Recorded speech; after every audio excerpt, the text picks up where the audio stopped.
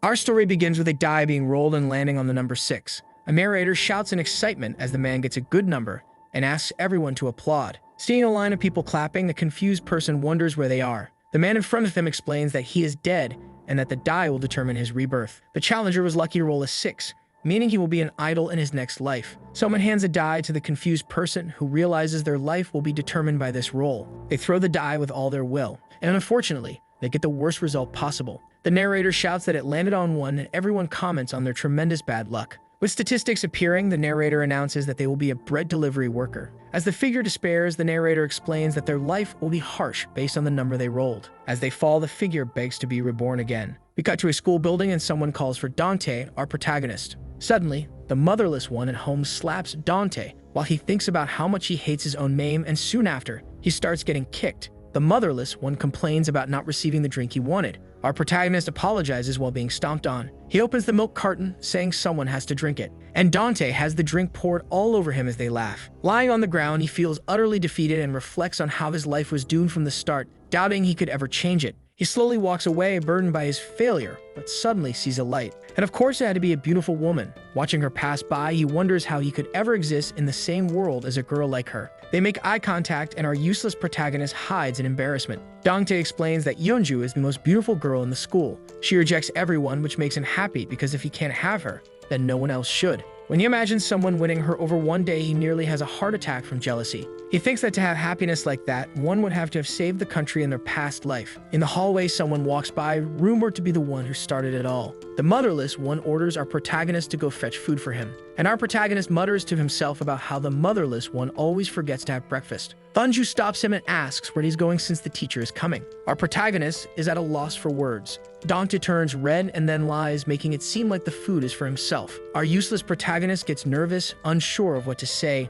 when she casually mentions that the school bread is great. With his defeated soul, the protagonist asks if she wants him to buy some for her. Dante walks down the stairs, embarrassed by the dumb thing he just said. But even so, he remembers Eunju saying his name, which makes him happy. When he returns, the classroom is buzzing with talk about the beauty of the new student. He introduces himself as Tabin. The girls say they've seen him on TV and ask him to sing. Meanwhile, our protagonist gets scolded by the motherless one because the teacher has already arrived. Seeing Eunju happy about the new student's arrival, Dante just looks sad and gets even more uncomfortable when Tabin sits next to him. Burning with envy, the protagonist wonders if Tabin is trying to annoy him. He starts noticing how different Tabin is from him, handsome with perfect skin. The only thing they share is a name. He wonders if the handsome guy must have saved the country in his past life to be born like that. But his attention is soon called by the motherless group. They scold him for being late with their food. Tabin watches the situation our protagonist is in. Meanwhile, everyone gathers around Tabin, showering him with praise. Dante watches as the handsome guy excels at everything, from sports to academics. He wonders how someone can be good at everything. Things that seem impossibly out of reach for our protagonist are just another ordinary part of Tabin's life. Eunju talks to the handsome guy about the teacher wanting to speak with him. Watching the two get along so well, Dante feels like he doesn't belong in that reality. He remembers thinking he'd be happy just watching from afar. And suddenly, he runs away with his eyes closed. But he soon trips and drops all the food. People see him but simply walk past without helping. Dante just remains silent, overwhelmed by emotions. The motherless one, already irritated by the new student, gets even more frustrated with the spill of food, and he starts kicking Dante, ordering him to go buy the food again. Soon he starts getting beaten up by the motherless ones. As he walks with all his wounds, he enters the room, and there is Tabin using his phone. Dante sees him playing and comments on how nice it must be for him. Tabin gets worried about his injuries, but the useless one pushes him away and says it's none of his business. He quickly apologizes for being rude. While crying, he thinks about how great it would be to be Tabin and how lucky he is, saying that things would be different if he had been born like him. Tabin asks what he would change if he could change anything. Our protagonist asks him to stop saying such things since nothing will change. Tabin looks at him seriously and says he can change him as much as he wants. Our protagonist looks at him as if he had seen a single ray of hope in his life, and the handsome guy asks if Dante wants to play a game. Soon, we see the thoughts of our loser, who sees himself as a character with the worst stats. Maybe it's fate, but he was born to lose, and he watches the winners take everything he wants. Soon, our protagonist asks about the game while wiping his tears. Tabin coldly looks outside. He starts talking about it being an old school with small classrooms. Dante feels uneasy watching him speak. The handsome guy comments that just because they seem better, they pretend to be kind and rush to help. And if you're worse, they ignore or use you. Looking at Dante, he asks if that's fair. Our protagonist gets scared and asks why he's saying that. Tabin says that he thinks the same way. Worried, Dante thinks about how completely different he seems. The handsome guy asks if he would despise people if he were good-looking and tall, and if he became famous, it would be like living another life. Then he comments that it could be as easy as a video game. Dante looks at him in disbelief, then clenches his fists and asks if all that is possible. Tabin asks if he would believe it. Our protagonist simply questions how he could do it. Suddenly, Eunju enters, saying her practical class took too long, and she sees the two of them standing there staring at each other. She is surprised to see Dante there, and asks about his bruised face. Soon, our unfortunate protagonist realizes that they were bound to meet all the time. Sensing the strange atmosphere, she asks if they were fighting. Tabin forces a fake smile, saying they were just talking. Our protagonist gets irritated by the situation and grabs his backpack, running out of the place, shocking the handsome guy who calls for him to wait. Eunju asks if she came at bad time, but he quickly says everything was fine and that it was nothing. His phone starts vibrating with some messages, and he sees that the mission failed because the bread distributor ran away out of envy. The next message asks if he wants to give up on his mission. Eunju comments on the text on his phone. He replies that everyone plays something these days. Then we see more about the mission, which was to turn a loser into an ally. Below, there's an option to switch the mission to making the most popular girl in school his girlfriend, and he asks Eunju if she would like to go eat. Our protagonist runs while we are shown that everything will begin from now on. Already at home, Dante tries to study, but throws his book away, saying he doesn't care anymore. Amid the mess, he thinks he's an idiot. Soon he finds himself wondering if they are in a relationship since they always leave together. Our protagonist imagines various possibilities for this, but there is nothing to suggest they went home together. Suddenly, the rain starts falling and our protagonist runs to take the clothes off the clothesline. When he steps outside to get the clothes, he immediately feels restless about what happened. In the shower, Dante seems uneasy as he recalls those words, and wonders if he could really change. Looking at himself in the mirror, he sees an ugly person with a bad personality, then quickly concludes that it's impossible for someone like him to change. While commenting that listening to that was a waste of time, his doorbell starts ringing. He walks to the door and someone asks him to open it quickly because it was raining. It was his mother, collapsed on the ground, completely drunk. She says she didn't drink, that she just went out because she was sad. Dante seems to already know how to handle the situation and simply helps her up. When night falls, the emptiness seems to swallow his life and our protagonist thinks that nothing can change. At school, the motherless ones ordered Dante to fetch gym clothes.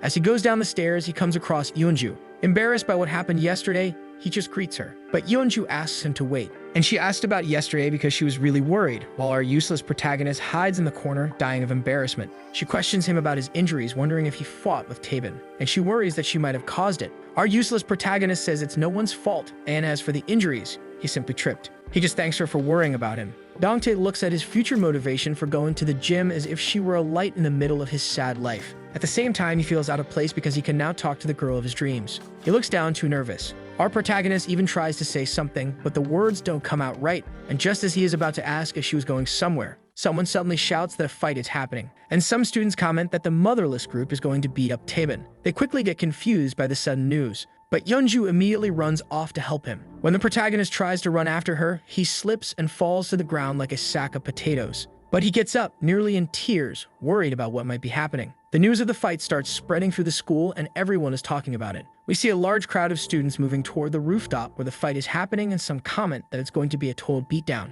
Dante hears some students say that the loser will have to change classes, and he wonders if Tabin is crazy, but he also thinks about how Eunju ran off without even looking back. When he reaches the top floor, he has to push through a crowd of people. He soon finds Eunju, who apologizes for running off suddenly, but he says it's fine, and he asks her why no one is on the rooftop. Then we see a student blocking the way, saying that the motherless group won't let anyone go up to the rooftop. With a sad expression, he explains that if anyone calls the teachers or tries to go up, they will kill Tabin. And up there, we start hearing the sounds of punches and kicks. Eunju says they won't let that happen, but when she looks around, everyone seems unwilling to help, so she says she'll go herself and starts heading up. That's where the nerd shouts for her to stop. Trembling, our protagonist steps in her way and says he will go instead. He explains that they already told him to bring the gym uniforms and getting slapped around is nothing new to him. Everyone falls completely silent as they watch him climb the stairs. Eunju seems to be the only one truly worried about him. Dante feels like he's just going to another ordinary place, considering how many times the motherless group has beaten him. As he opens the door, he sees a flash of light, and we see all the motherless guys on the ground, along with a cube in Tabin's hands. Our protagonist sees his hands stained with ketchup. Then, in silence, he wonders how Tabin could have done all that, and he ends up asking him if he really did it himself. The motherless leader drags himself up after waking from his little nap and asks what kind of weird trick Tabin pulled, right as his hand gets crushed. Tabin tells him he shouldn't be complaining. He kicks him again and tells him to stay down. Dante says that's enough because they're already hurt. Tabin asks if our protagonist doesn't find this exciting. As he kicks the motherless guy again, he says that just because someone leads a group, they think they can be of others. The useless one calls him strange, both for what he said yesterday and for what he's doing now. But Tabin just replies that this is nothing more than a game. Our protagonist says that life isn't a game. Tabin laughs and agrees because it really isn't. But it would be a lot more interesting if it were. Then we see a mission on his phone instructing him to defeat the school trash, and he walks away. Dante runs after him, asking him to wait because something about this is really weird. And he finds himself surrounded by people praising Tabin for putting the motherless group in their place.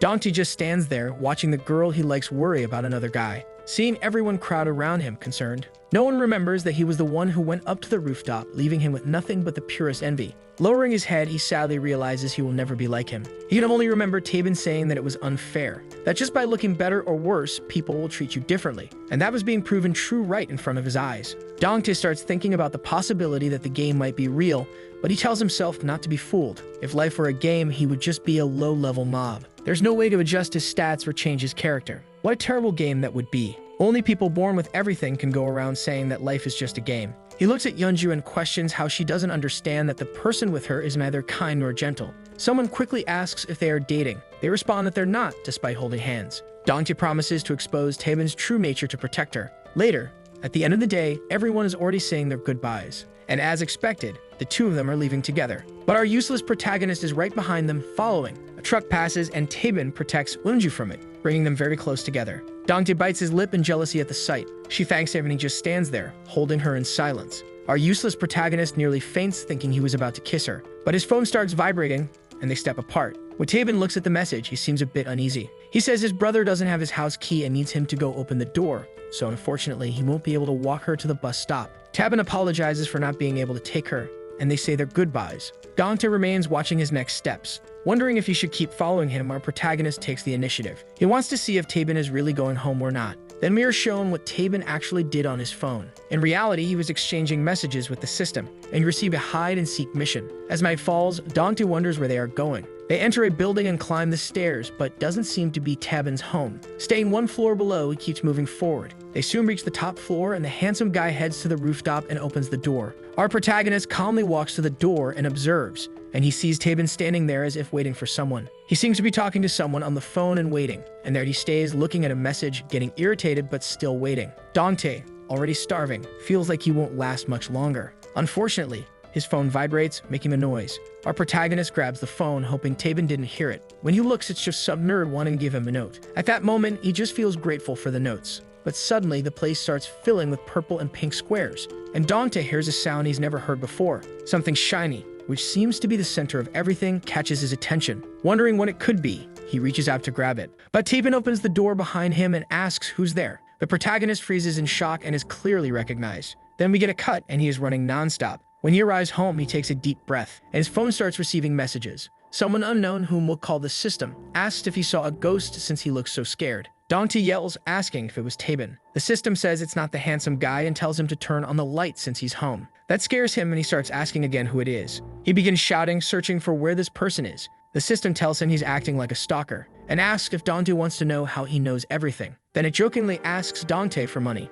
When the boy doesn't laugh, the system notices that he's really shy. The system says it will stop teasing him and introduces itself as X, and that it can see him because of the item he picked up. It asks if he remembers the exact moment he grabbed it. We are shown the moment when Dante picked up the glowing item, a die. He picks it up and wonders what it is, and we see Tabin opening the door, sensing that something is wrong. The handsome guy checks his phone, and his mission is to retrieve the die from the bread distributor. He reaches out his hand and asks for the die, but our protagonist responds with a simple, okay. But the sly one tricks him and runs off with the die. Even though he doesn't know what it is, he can't give it up so easily. We are shown that the only skill he has is running away. As he runs, he sees the door and thinks he'll be safe if he can get through it. But Tabin suddenly appears, standing right in front of him. Our sly protagonist takes a punch. He is thrown backward, crashing against a door. He rolls on the ground like a sack of potatoes and can barely get up, coughing nonstop. Tabin clenches his fists and demands that he hand over the die. The protagonist questions him, saying that if he explains what the die is, then he'll give it to him. Tabin throws a punch that destroys the wall and asks if he wants to play a game. With a hole in the wall, he says that the game is to see how long our sly one can hold out before handing over the die.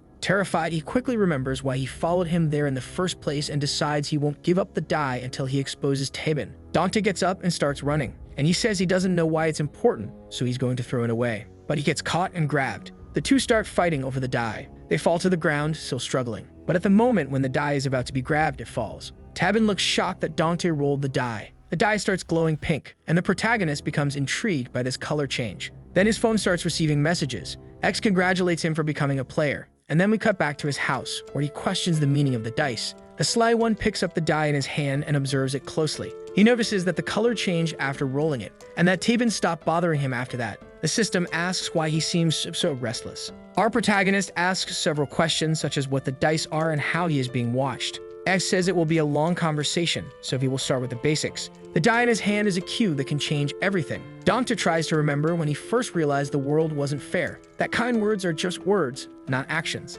and that the people on TV live in a completely different reality. He wonders when he accepted this as a fact. Our protagonist remains silent, suspicious of X, and he asks if the system can really see everything he's doing. X reminds him that it can only see what happens around the die, like a watcher. Dante asks if X is some kind of god, since this kind of thing should be impossible. The system gets annoyed with all the questions, and tells him to open his closet and take out an old science book. When he grabs it and opens it to page 351, he comes across Einstein and starts reading about him. And soon he finds the words, "God does not play dice." X explains that he is not God, just an administrator. The system asks if he has any more questions about the die. Dante thinks for a moment, but still isn't fully convinced. X says he will explain it in a way that even an idiot like him can understand. The system asks if he likes games, and Dante replies that he plays sometimes, and then asks why games are so fun. Dante says it's because you can destroy everything, but X explains that normally games have missions with rewards that make you stronger on your journey, and he says it's fun to think that you can do anything if you try. How could real life ever be better than games? To have a life better than a game, you would have to be born into a rich family or have a special talent. With the dice, your life becomes a game. The more dice you have, the more stats you can improve, and logically, the higher the number, the more points you get. Dante asks if it can be any skill. S says it can be anything from strength to appearance and wisdom. As the system explains the missions, Dante remembers everything Tabin has done. And with each mission that arrives via message, you will be rewarded with dice. The blue die can be owned by anyone and turns red when rolled. And once rolled, the die belongs to the player, along with the number of points it landed on. Then through synchronization, the system allows you to improve any of your stats. And once the process is complete, the die returns to white. Dante says the names sound like something from a random app. X says it's simple. Just complete missions, earn dice, and change anything. Our protagonist asks if the same thing happened to Tabin. The system laughs and sends him a photo. The idiot asks who that is, and X tells him to look in the mirror. How sad must it be to be like that? And X reveals that it was Tabin some time ago. He asks when Tabin started collecting dice, and X says it was shortly before he transferred. Dante thinks it's absurd since Eunju doesn't know anything about it. Strange noises start coming from his door, and soon he begins helping his drunk mother get up. Later, the system asks if he is going to synchronize the die or if he's going to back out halfway. He could even become better than Tabin. Dante holds the die but tries to resist using it. Since all of this can't be explained so easily, he thinks about Eunju, and he declares that he's going to use the die. That night, after using the dice for the first time, he collected more during the holiday and over the weekend. Our sly one comments on how easy the missions are, like taking out the trash. And thanks to them, he has become more handsome and intelligent. With a happy feeling as if cheating in the game of life, when Monday arrives, Dante walks to school in the rain, wondering what people will think of him. As soon as he opens the door, one of the motherless ones immediately orders him to go fetch a drink. But when he turns around, he is surprised. Everyone in the classroom starts asking what happened, and if this person is really the useless one. As our protagonist walks to his seat, everyone comments on how he even looks taller. One of the motherless ones slaps another on the head. They know it's still him, but they seem intimidated. Motherless Jr. steps forward and starts asking if he's wearing insoles or something. The leader of the motherless ones also asks what he did to his skin. And when Dante doesn't answer, they ask if he's scared. Looking down at them, he realizes they don't seem as threatening anymore. Observing the bruise on his arm, he finds them ridiculous. What once caused him overwhelming fear now seems like nothing. As our protagonist clenches his fists, thinking of standing up to them, one of the motherless ones suddenly intimidates him, and he instantly returns to being afraid. He quickly remembers that he only upgraded his appearance and physique, and regrets not choosing at least some strength. He quickly grabs his backpack and asks if they only want 3 sodas, and our useless protagonist runs off to get them. As he passes by, everyone notices how much he has changed, and Dante recalls how he has always been just a bread distributor at this school. He runs with them, thinking about which attribute to upgrade next. He quickly hands them over and says he bought cheese bread since there wasn't enough soda. The motherless one looks at him with complete disdain, and grabs him, accusing him of doing it on purpose. He quickly notices people murmuring, realizing he's no longer invisible. The motherless one snatches the bag from him and lets it go. He complains that Dante does everything wrong and says they need to replace him, calling for Byungchul. Our nerd panics upon hearing his name mentioned, and the motherless one announces that from now on, Byungchul will be the one to buy things, as he was somewhat close to the protagonist. While the nerd desperately tries to escape this, Dante is dismissed from his position. Suddenly, someone arrives and asks him how he got so tall. Then another person comes, asking about his freckles. Soon he is flooded with positive comments, just as he had always dreamed. For a moment, he feels proud, as he has never received this kind of attention before. But he can't be completely happy, because the focus quickly shifts to someone else. A girl says she must have deleted his number and asks for it again. He can't wait for Eunju to return from her rehearsal and see him. The moment she opens the door, our protagonist seems delighted. But soon he feels uncomfortable because Tabin is right behind her. Dante glares at him, making sure he understands that he's no longer the only dice player. Meanwhile, Eunju is surprised by how much our useless protagonist has changed. She immediately starts asking about his height and what he did over the weekend. He hesitates, unsure of what to say, and blurts out that he went to visit a temple. But then he realizes how stupid that sounds. Only the god of mercy would accept him. Eunju takes his hand and congratulates him. Our protagonist turns red at her touch and thinks that living up to this moment was worth it just to experience this. He simply thanks her for her kindness. But then Tabin grabs her from behind. She asks what he's doing since everyone is watching. Tabin says that Dante should congratulate them too, because they are finally in a relationship, leaving our protagonist frozen in shock. And he asks if Dante will congratulate them. With his heart pounding and his emotions in turmoil, everyone tells him to stop doing this in the classroom and to find a room instead. While Tabin laughs along with everyone, Dante feels like he just got stabbed in the chest. He feels like Luke losing his arm to Darth Vader, like he just took a kick from Leonidas of Sparta. His pride on the very first day of class was thrown off a cliff. With the dice, Dante thought he had finally reached the heavens. Sitting down, he listens as the team thanks Tabin for scoring the final goal, and they call him lucky for dating such a beautiful girl. Someone asks how close they really are, and Tabin casually says they're just students. The others start teasing, saying they must have kissed, and he quickly leaves, with people assuming he's just embarrassed. As he walks away, he exchanges a glance with Dante, smiling smugly. And that instantly enrages our protagonist. Dante stands up and starts calling for the system, saying, "Hey." X responds that he already said his name, and it's not "Hey," and he asks if he could take points from someone else. The system says that's a really strange idea, since points are usually used to improve one's own stats. He asked about going back in time, erasing someone's memories, or even breaking up couples. The system asks if he's really that upset about what's happening. Dante demands a new mission immediately, because he needs dice. The system says it's busy reading a book and tells him to call back later. Our protagonist looks like he's about to have a full-blown rage attack after hearing that. He says that Tabin also used the dice to become handsome, so how could someone like him end up with Eunju? On his first day, Dante didn't know anyone at his new school, but Eunju started talking to him since they had come from the same middle school. He blushed when she spoke to him. Later, he was kicked around by the motherless group. Walking to the music room, he watched her sing, and he just stood there in complete silence, as if he could never reach her. Dante thought he would finally have his chance when he became a player, and regrets not discovering the dice sooner, because the person sitting next to her should have been him. As he walks, he sees the two of them sitting together,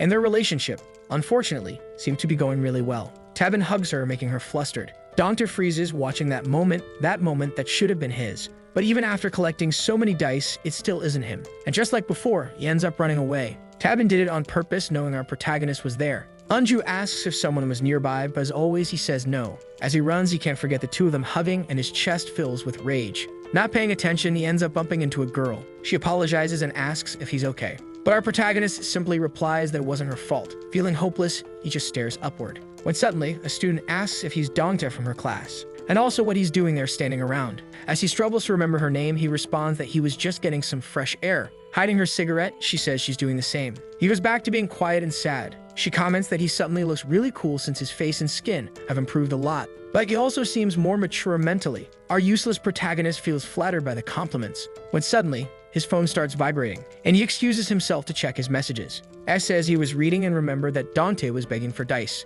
saying that he put together a few missions for the poor guy. The system asks if Dante wants to accept the mission, and of course he does. And soon, they start being sent. The depressed one looks shocked after reading the missions. The missions involve complimenting the girl, going out with her, and touching her magic balloon. Looking at her, our warrior trembles. He doesn't even know her name. Dante asks what kind of missions these are, and X simply replies that he asked for dice. Even though he hesitates, the number of dice is massive, even more than he has collected up until now. He wonders if he should complete it since he'll probably never see her again in his life, and questions whether he should act crazy just to touch the magic balloon. But then he quickly remembers that's a crime and that he'd go straight to jail, and realizes that no die is worth a life behind bars. But thinking about the other missions, they seem possible to complete. Looking at her, he thinks, it's just a compliment. Filling his chest with air, he finally calls her beautiful. At the exact moment, she has a cigarette in her mouth. Turning to Dante, she asks if she heard him right and says her ears are turning red. She throws the cigarette away and runs off because class is about to start. Our sly one feels awful for lying to her, but he still ends up earning 5 dice. He pulls out his phone and X asks if he's going to do the next mission. Dante asks how he's supposed to do something like that. X says these missions are simple. He just has to do them, adding a suspicious emoji at the end. Our protagonist starts thinking about all these coincidences and wonders if X might actually be a god, since he gives both the dice and the missions. And there he is, trying to figure out the reason behind it all. The system reminds him that he was the one who begged for a bunch of dice. But our useless one says he doesn't know how to complete this mission. X explains that the harder the mission, the more dice he will earn. He asks if Tabin does missions like this. The system pretends not to know anything. Soon we see our nerd suffering at the hands of the motherless group, and Tabin stares seriously at our protagonist as he walks in. Then we see a beautiful sky with the two of them standing on a rooftop. Tabin asks what he wants, and our sly protagonist asks if he is really dating her. Tabin sarcastically asks if there are people who pretend to like each other. But Dante asks if he loves her or if he's just completing a mission. He talks about how Eunju is kind, beautiful, and popular. There's no reason not to like her. Then Dante says that Tabin is just playing with her feelings, but Tabin replies that this is an issue between him and Eunju. Dante yells that he can't accept this because she doesn't know who Tabin really is. But then the handsome guy asks if he has the moral right to say that, since he's just jealous and wants to be like him. Dante responds that he doesn't want to lie to anyone just for a mission, but that he remembers that he lied to the anonymous girl earlier. Tabin smirks and says that he's becoming more honest. Telling him to shut up, our protagonist runs away, and he convinces himself that he's different, that Eunju was just deceived. Suddenly, he runs into her on the way, but when she asks where Tabin is, he bolts again. He promises to complete many missions and collect a lot of dice to become better, but he ends up tripping on the stairs. Someone asks if he's okay, but still on the ground, he remains focused on greeting Eunju. At 8 o'clock at night, when the school is completely empty, our protagonist sneaks in before the security guard locks up. He enters through a window he left open earlier and grabs a girl's uniform from his class. Sweating nervously, he questions if this mission is really necessary. X tells him that he accepted it, but only to surpass Tabin. He really wonders what kind of mission this is, having to take the girl's uniform and clean it. Then he moves on to the next mission, marking books with a pen. The mission is to mark the guilty in borrowed books. Our protagonist starts doing everything, even tearing out the answer page from someone's math book. Dante keeps completing missions, thinking X is just messing with him, but he continues collecting dice. As the week passes, our protagonist changes constantly. Dante throws a baseball far into the distance. Everyone is impressed and the girls scream. A student wonders since when he got so good at sports. With his grades improving, his popularity only increases and no one disrespects him anymore. He feels like he's getting further and further away from his past self, but he's bothered because those two never look at him shining. They really seem to be living their own romance. He wonders how they're doing, if they already kissed, or when they meet up. And they're probably studying together all the time. Dunking his head in water, he realizes he's the only one worried about this, and just feels like an idiot. While the girls talk about how different he is, they also mention rumors that he's dating someone. They ask Eunju, but one of them interrupts, saying she already has a boyfriend, while Eunju remains silent. Dante asks how many dice Tabin has collected so far, but X says that as a manager, he can't disclose that. So Dante asks what kind of book he's reading. The system says it's reading a funny book called the Bible, and Dante spoils it by saying Jesus dies. X gets annoyed by this, and our protagonist says that he revives later. Our protagonist then sees the nerd being beaten and realizes it's the motherless ones again. Seeing his friend in that state, he decides to forget about his mission, and remembers when no one noticed him in that same situation. While kidding the nerd, one of the motherless ones orders him to take off his glasses, saying he won't feel guilty at a time like this. Dante yells at them, saying they're messing with someone from his class. One of them recognizes him as another bread distributor and thinks they're going crazy. But in the blink of an eye, the sly one throws his first punch, launching the motherless one far away. Everyone is shocked. With his injured hand, Dante realizes he should have put points into endurance and tells them not to do anything since their friend is already down. One of them screams and charges at him with a kick, but our protagonist easily dodges. To compensate for his lack of endurance, he invested heavily in agility, so he lands a punch and takes him down effortlessly. While the nerd stands in disbelief, the protagonist is surprised by the strength he now has.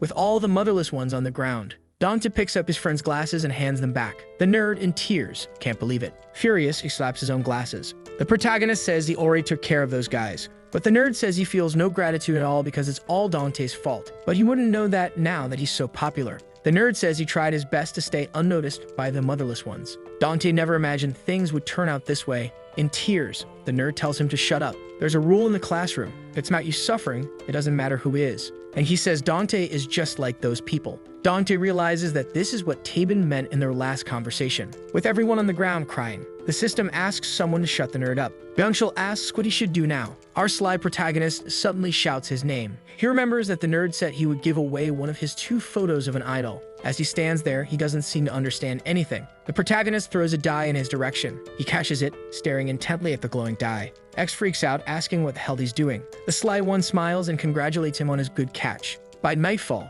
our protagonist is on the rooftop. As his clothes sway in the wind, he asks X if he's reading something, and if the nerd rolled the die he received. Counting their new player, they now have 3 known players, so he asks how many are out there. But the system just gives the same vague response to all his questions. He gets irritated and asks if X is mad just because he gave a die to a friend. X says he isn't upset, but rather busy, since he has to take care of all the players. No player wants their identity revealed because it would be problematic if ordinary people found out, so he won't say anything. He asks if Dante is happy with that, and why he gave the die to that kid. Our protagonist looks at that question, but he doesn't remember why. He's sure he had a good reason for giving it away, and sarcastically, X tells him to increase his intelligence stat. Our protagonist just laughs at the joke. While looking at the horizon, he says he just wanted to give the die because he knows what it's like to be just a bread delivery boy. X warns that the nerd might spread the game, but Dante says that's impossible since it would ruin his advantage of being one of the few players. He says X is asking too many questions about the die. The system says everything could have been better.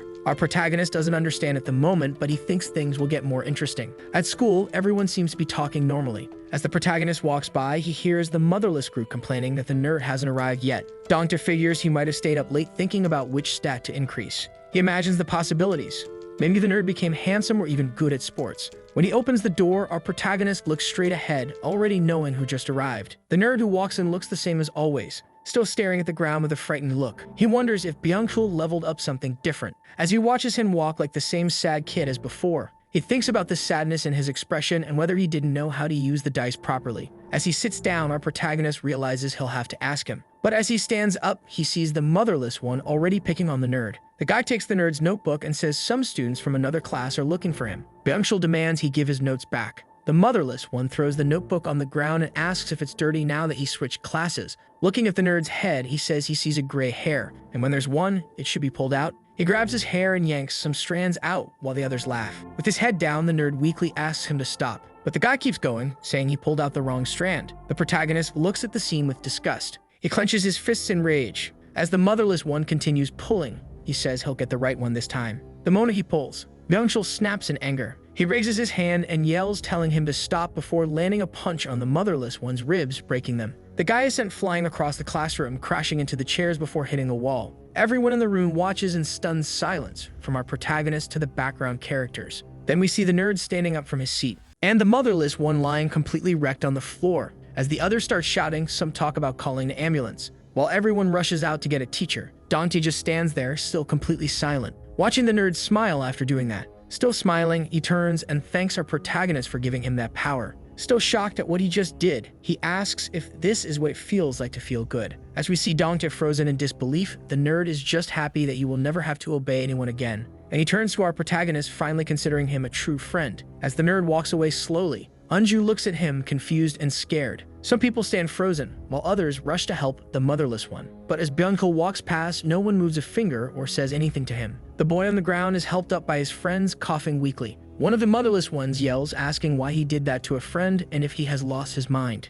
The moment he hears the word friend, the nerd stops. He turns back and asks who exactly was his friend there. The person who hits him for not answering correctly. The one who throws him into dirty water just for fun. The nerd starts stepping forward again. As he clenches his fist, the extra trembles in fear. Suddenly, Dante appears in front of him, asking him to calm down a little. He compliments his speed, but questions why he's defending those people, politely asking to be let through, thinking that at the very least, the protagonist would understand him. But Dante stops him, saying that the motherless one is already finished, and if this escalates, it won't be good for anyone, especially him. The nerd puts his hand on his head and asks if that was a threat, and if it's just because he's fast. Then he asks if Dante wants to fight. Clenching his fists, he wonders who would win, strength or speed. He keeps repeating that he didn't mean that and doesn't want to fight at all. He asked again to be let through, But Tabin interferes, telling them to stop because they're crossing the line. The nerd turns and glares at him, asking who he is. The three of them stand still, staring at each other, because even the slightest movement could trigger a fight. However, the teacher suddenly arrives, asking what's going on, and rushes to help the motherless one. Byungchul seems restless when suddenly his arm pulses. He immediately clutches it, clearly in pain. Then he dashes out of the classroom. Our protagonist tries to go after him, but Tabin grabs his hand, stopping him, and asks if he gave the die to the nerd. While he questions why Dante would do that, our protagonist overhears students calling an ambulance for the motherless one. Nervously, Dante insists that the nerd isn't like that he was probably just overwhelmed by everything. Still in shock over the situation, he thinks that he didn't give him the die for this. Tabin pressures him, asking if he's going to start handing out stolen dice like charity now. With force, our protagonist yanks his hand away and tells Tabin to stop being selfish, since he also became a dice player just the same. Then he takes off running again, rushing through the school searching for Byungchul. Suddenly, through the crack of a door, he spots the nerd curled up and seemingly in great pain. Our protagonist knocks on the door, saying that he finally found him. The nerd flinches, startled, and turns around. He looks at our protagonist with a desperate expression, while holding onto his left arm, which clearly doesn't look okay. Dante asks what happened and if his arm will be alright. The nerd replies that it's nothing and lowers his head. Then he asks how, in just one day, Dante gained all that strength, and if he spent the entire night collecting dice. Byungchul suddenly bursts into laughter. Then he reaches into his pocket and tosses 6 dice onto the desk, stating that he gathered that amount in just one night. Our protagonist is stunned, because that shouldn't be enough to gain that much strength. The nerd laughs and says that Dante really knows nothing about dice, and that's why he only used them for his looks. Byungchul explains that at first he thought it was all fake. After all, how could a magical die be real? But he was shocked to find out it was true the moment he rolled it, and he wonders, what exactly is this magical die? Because it's driving him crazy. With this power, they could completely change the laws of nature and human existence. He keeps questioning in different ways if it's possible to prove this ability through science. That's why he ran tests, experimented, and gathered some data about certain dice. X chimes in saying that theoretically, you can enhance any ability you want. You can completely surpass the limits of the human race or not. If you increase human endurance enough, you could deflect bullets. And with no limits, how many meters could you jump with your bare hands? Could you stop a speeding car? The nerd, lost in thought, relentlessly questions,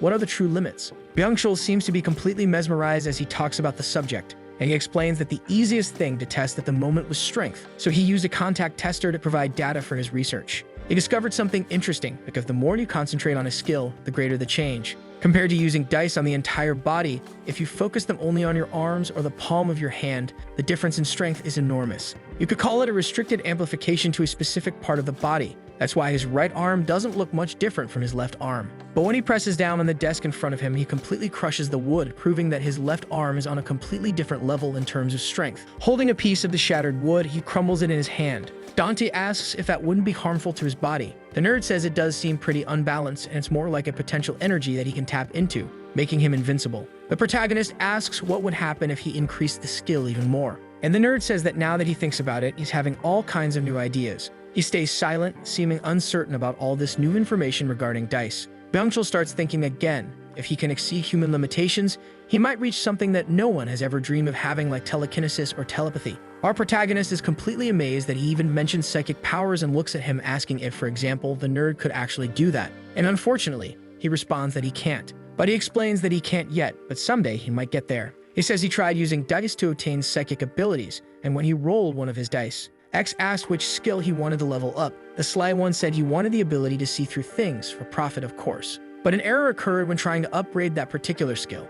He says that what X told him left him completely shocked. He pulls out his phone and shows a message explaining that the skill he requested has not yet been unlocked in the skill tree. Our protagonist widens his eyes, surprised by the message. Byungchul is happy to know that it wasn't impossible, just not available yet. Just like a child who has never walked but suddenly becomes able to run, or a person who has never ridden a bike but starts riding perfectly using dice, they can do things they never thought possible. It's just a matter of uncovering the secrets of how to achieve it and making the dice grant them psychic abilities, for example. When they arrive, they see an ambulance with its sirens blaring. The protagonist watches through the crack of a window. Soon, the nerd asks him what kind of missions he has completed so far. Our protagonist feels a bit embarrassed. Remembering everything he's done, he just responds that they were normal missions. The nerd asks if they were related to math or hacking, but Dante says he's never done anything like that. As if he's reaching a conclusion, a girl appears and tells the teacher that they were in the classroom. The genius explains that missions are different for each player, just like how different races in games start in different locations. Everything happens according to X's will. Dante turns when he hears him talk about overcoming this obstacle. He quickly leaves when he sees that everyone is arriving in the classroom. Outside the school, we see a beautiful sky, and the protagonist walks while thinking about how things reached this point, because all he wanted was to help his friend who had suffered so much. He remembers Byungchul's gratitude for receiving the die. After all this, he's not sure if he really helped him, and he wonders how Byungchul felt after hearing and seeing all those things. Now that he stops to analyze it, he realizes he never got the photos. As he walks, he recalls that his friend was suspended, since even if the teachers don't believe what happened, there's no way so many students could be lying. He makes a strange face while typing on his phone. In the message, he tells his dear friend not to do anything reckless and that he'll take notes for him. With his phone vibrating on a table, we see that his house is in complete chaos after the news of his 3-day suspension. His father says that this will affect his grades. His parents start blaming each other for how they raised him. As a plate falls to the ground, his mother yells that all his father cares about is money and not the family. Byungchul seems bored in his room as he listens to everything, thinking that everyone just tries to be normal without considering anything else. Then he starts typing, completely focused. As he writes, he says that with the dice, someone like him could dominate the world, for example, instead of following this normal and boring life. As night falls, we see our protagonist building, and there he is, worried about his friend and frustrated that he's not responding, wondering if the nerd is really trying to gain powers. In a thought, we see a host calling a guest to the stage. The audience is thrilled to hear that someone will showcase psychic powers. Then the nerd appears, dressed like a monk, now showing that he can float with his powers. In an interview, the hosts ask the next person to introduce themselves. That's when our protagonist steps up and says he can levitate objects, and they ask him to demonstrate. In a brief and sarcastic thought, he manages to lift something. Back in reality, he realizes that powers like that are completely useless in the real world. What the dice allow him to enhance is already great. His phone vibrates and he thinks it's his friend, but it's X saying that they are there with him. Our protagonist says that she's noisy. The system asks why he's so down since he was doing great with all the girls texting him. X starts reading off some of the messages, some of which are pretty embarrassing, and Dante tells her not to look at other people's messages. But soon, she brings up Eunju. The protagonist says that Eunju isn't the type to send messages. He asks if his friend will be okay and if it's really possible to do that kind of thing with the dice. But X says they are just a GM and can't say, saying that as long as the rules aren't broken, everything will be fine, and that just as some seek beauty, others seek power. Their goal is simply to observe all the players, watching their ambitions and achievements. Dante wonders what the handsome guy wished for with his dice. Meanwhile, the nerd is deep in his research. He wakes up to strange noises around the house. Someone has arrived. His mother informs him that a classmate is here to see him. Curious, he turns to go meet them. Looking at the moon, he sees that it's Tabin. The nerd walks down the stairs and stops the moment he sees him, clenching his fists as soon as he spots him. He demands to know why he's here. The handsome guy tells him not to worry about his visit, explaining that no one likes when things get this big, much less drawing attention, and he asks him to go somewhere quieter and more secluded. In the heavy rain, we hear loud rumbles as a scene from a year ago begins to unfold. As the elevator doors open, we see a boy crying, lost in his thoughts, wishing he had never been born ugly. But something that was determined at birth can never be changed. When he reaches his destination, he walks onto the rooftop, stepping into the rain, and climbs over the railing, holding on with his hands, consumed by his torment. When he looks down from the building, he remembers how everyone at his school mistreated him as if he weren't even human. Surrounded by these overwhelming thoughts, he wonders if, through death, he might finally find freedom and happiness. With both feet now on the edge of the building, something suddenly falls. Out of nowhere, a watermelon crashes to the ground, completely smashed. Still trapped in his mental battle, the boy gasps for breath, entertaining the terrible thought that if he were to break, he would finally be free. He thinks that none of his classmates would care about his tragic departure. But reconsidering, he realizes he can't die just because of people like them. Unsure of what to do, he wonders what path he should take. In the midst of his loneliness, footsteps echo behind him. Someone asks him to give them his life since he's about to throw it away. When the boy turns to see who it is, unfortunately, he slips, his body left suspended in the air. The figure manages to catch him, gripping his hand tightly. But as they try to pull him up, the boy starts struggling, trying to let himself fall. His shoe slips off and drops from the building. He looks at the sheer height of the fall. Tears start streaming down his face as he finally begs to be saved. The hooded figure tells him that today he has died. The boy cries, his eyes overflowing with emotions. But the person explains that he has also been reborn, pulling him back up onto the rooftop of the towering building. Lying on the ground, the boy is still overwhelmed by his turmoil. The person tells him happy birthday, with his gift in hand, a die. We see the glowing die marking the beginning of a new story for the boy. He also seems to realize just by looking at it that his life will change the moment he picks it up. Looking at the large moon in the sky, Tabin stands there, watching from a distance. The nerd asks him about the place and why he had to turn off his phone just to talk to him. The handsome one stays strangely quiet, observing the area. But he says this place is good for watching. And now with the phone off or without cameras, X won't be able to see or hear their conversations. He says he just wanted to check something. Byungchul gets annoyed that he called him out here just for that, but says that he also wants to check something with Tabin. Then the nerd suddenly lunges at him and throws a powerful punch in his direction. But Tabin dodges and the wall behind him shatters on impact. The handsome one gets a cut on his cheek, and the nerd's hand continues destroying everything in its path, but Tabin keeps dodging. Looking ahead, he spots an opening, and immediately lands a solid kick on his opponent, which sends Byungchul flying and ends up breaking his arm. He asks why this is happening, and the nerd simply confirms that Tabin is also a player. Our genius connects the dots. Tabin's arrival, Dante suddenly becoming handsome, meaning it's highly likely that Tabin gave the dice to the protagonist. Clenching his fists, he wonders how much his abilities have been upgraded. Preparing another powerful punch, he says he needs to know his real strength. Tabin smirks, thinking this guy is just crazy. Our nerd shouts, asking if Tabin has supernatural powers. Tabin looks confused by the question. Byungchul explains that X only said the abilities weren't unlocked yet, and someone like Tabin must have them since he's at a higher level. The handsome one tells him to stop reading so many mangas, because that's impossible. Even if such powers did exist, he wouldn't have a reason to use them. He also points out that the nerd's left arm is in pretty bad shape after using it. He steps forward, betting on whether the nerd will use his powers or not. Tabin calmly watches as his opponent approaches. Byungchul suddenly leaps into the air to strike him with a punch. A loud explosion-like sound follows. At our protagonist's house, we see him deep in thought, thinking about the dice since he still doesn't know much about them. So he decides to research more about them online. He finds descriptions of how they can be used, and all sorts of board games appear. But then he comes across an old game where rolling a high number meant living a happy life, while rolling a low number meant living a terrible one.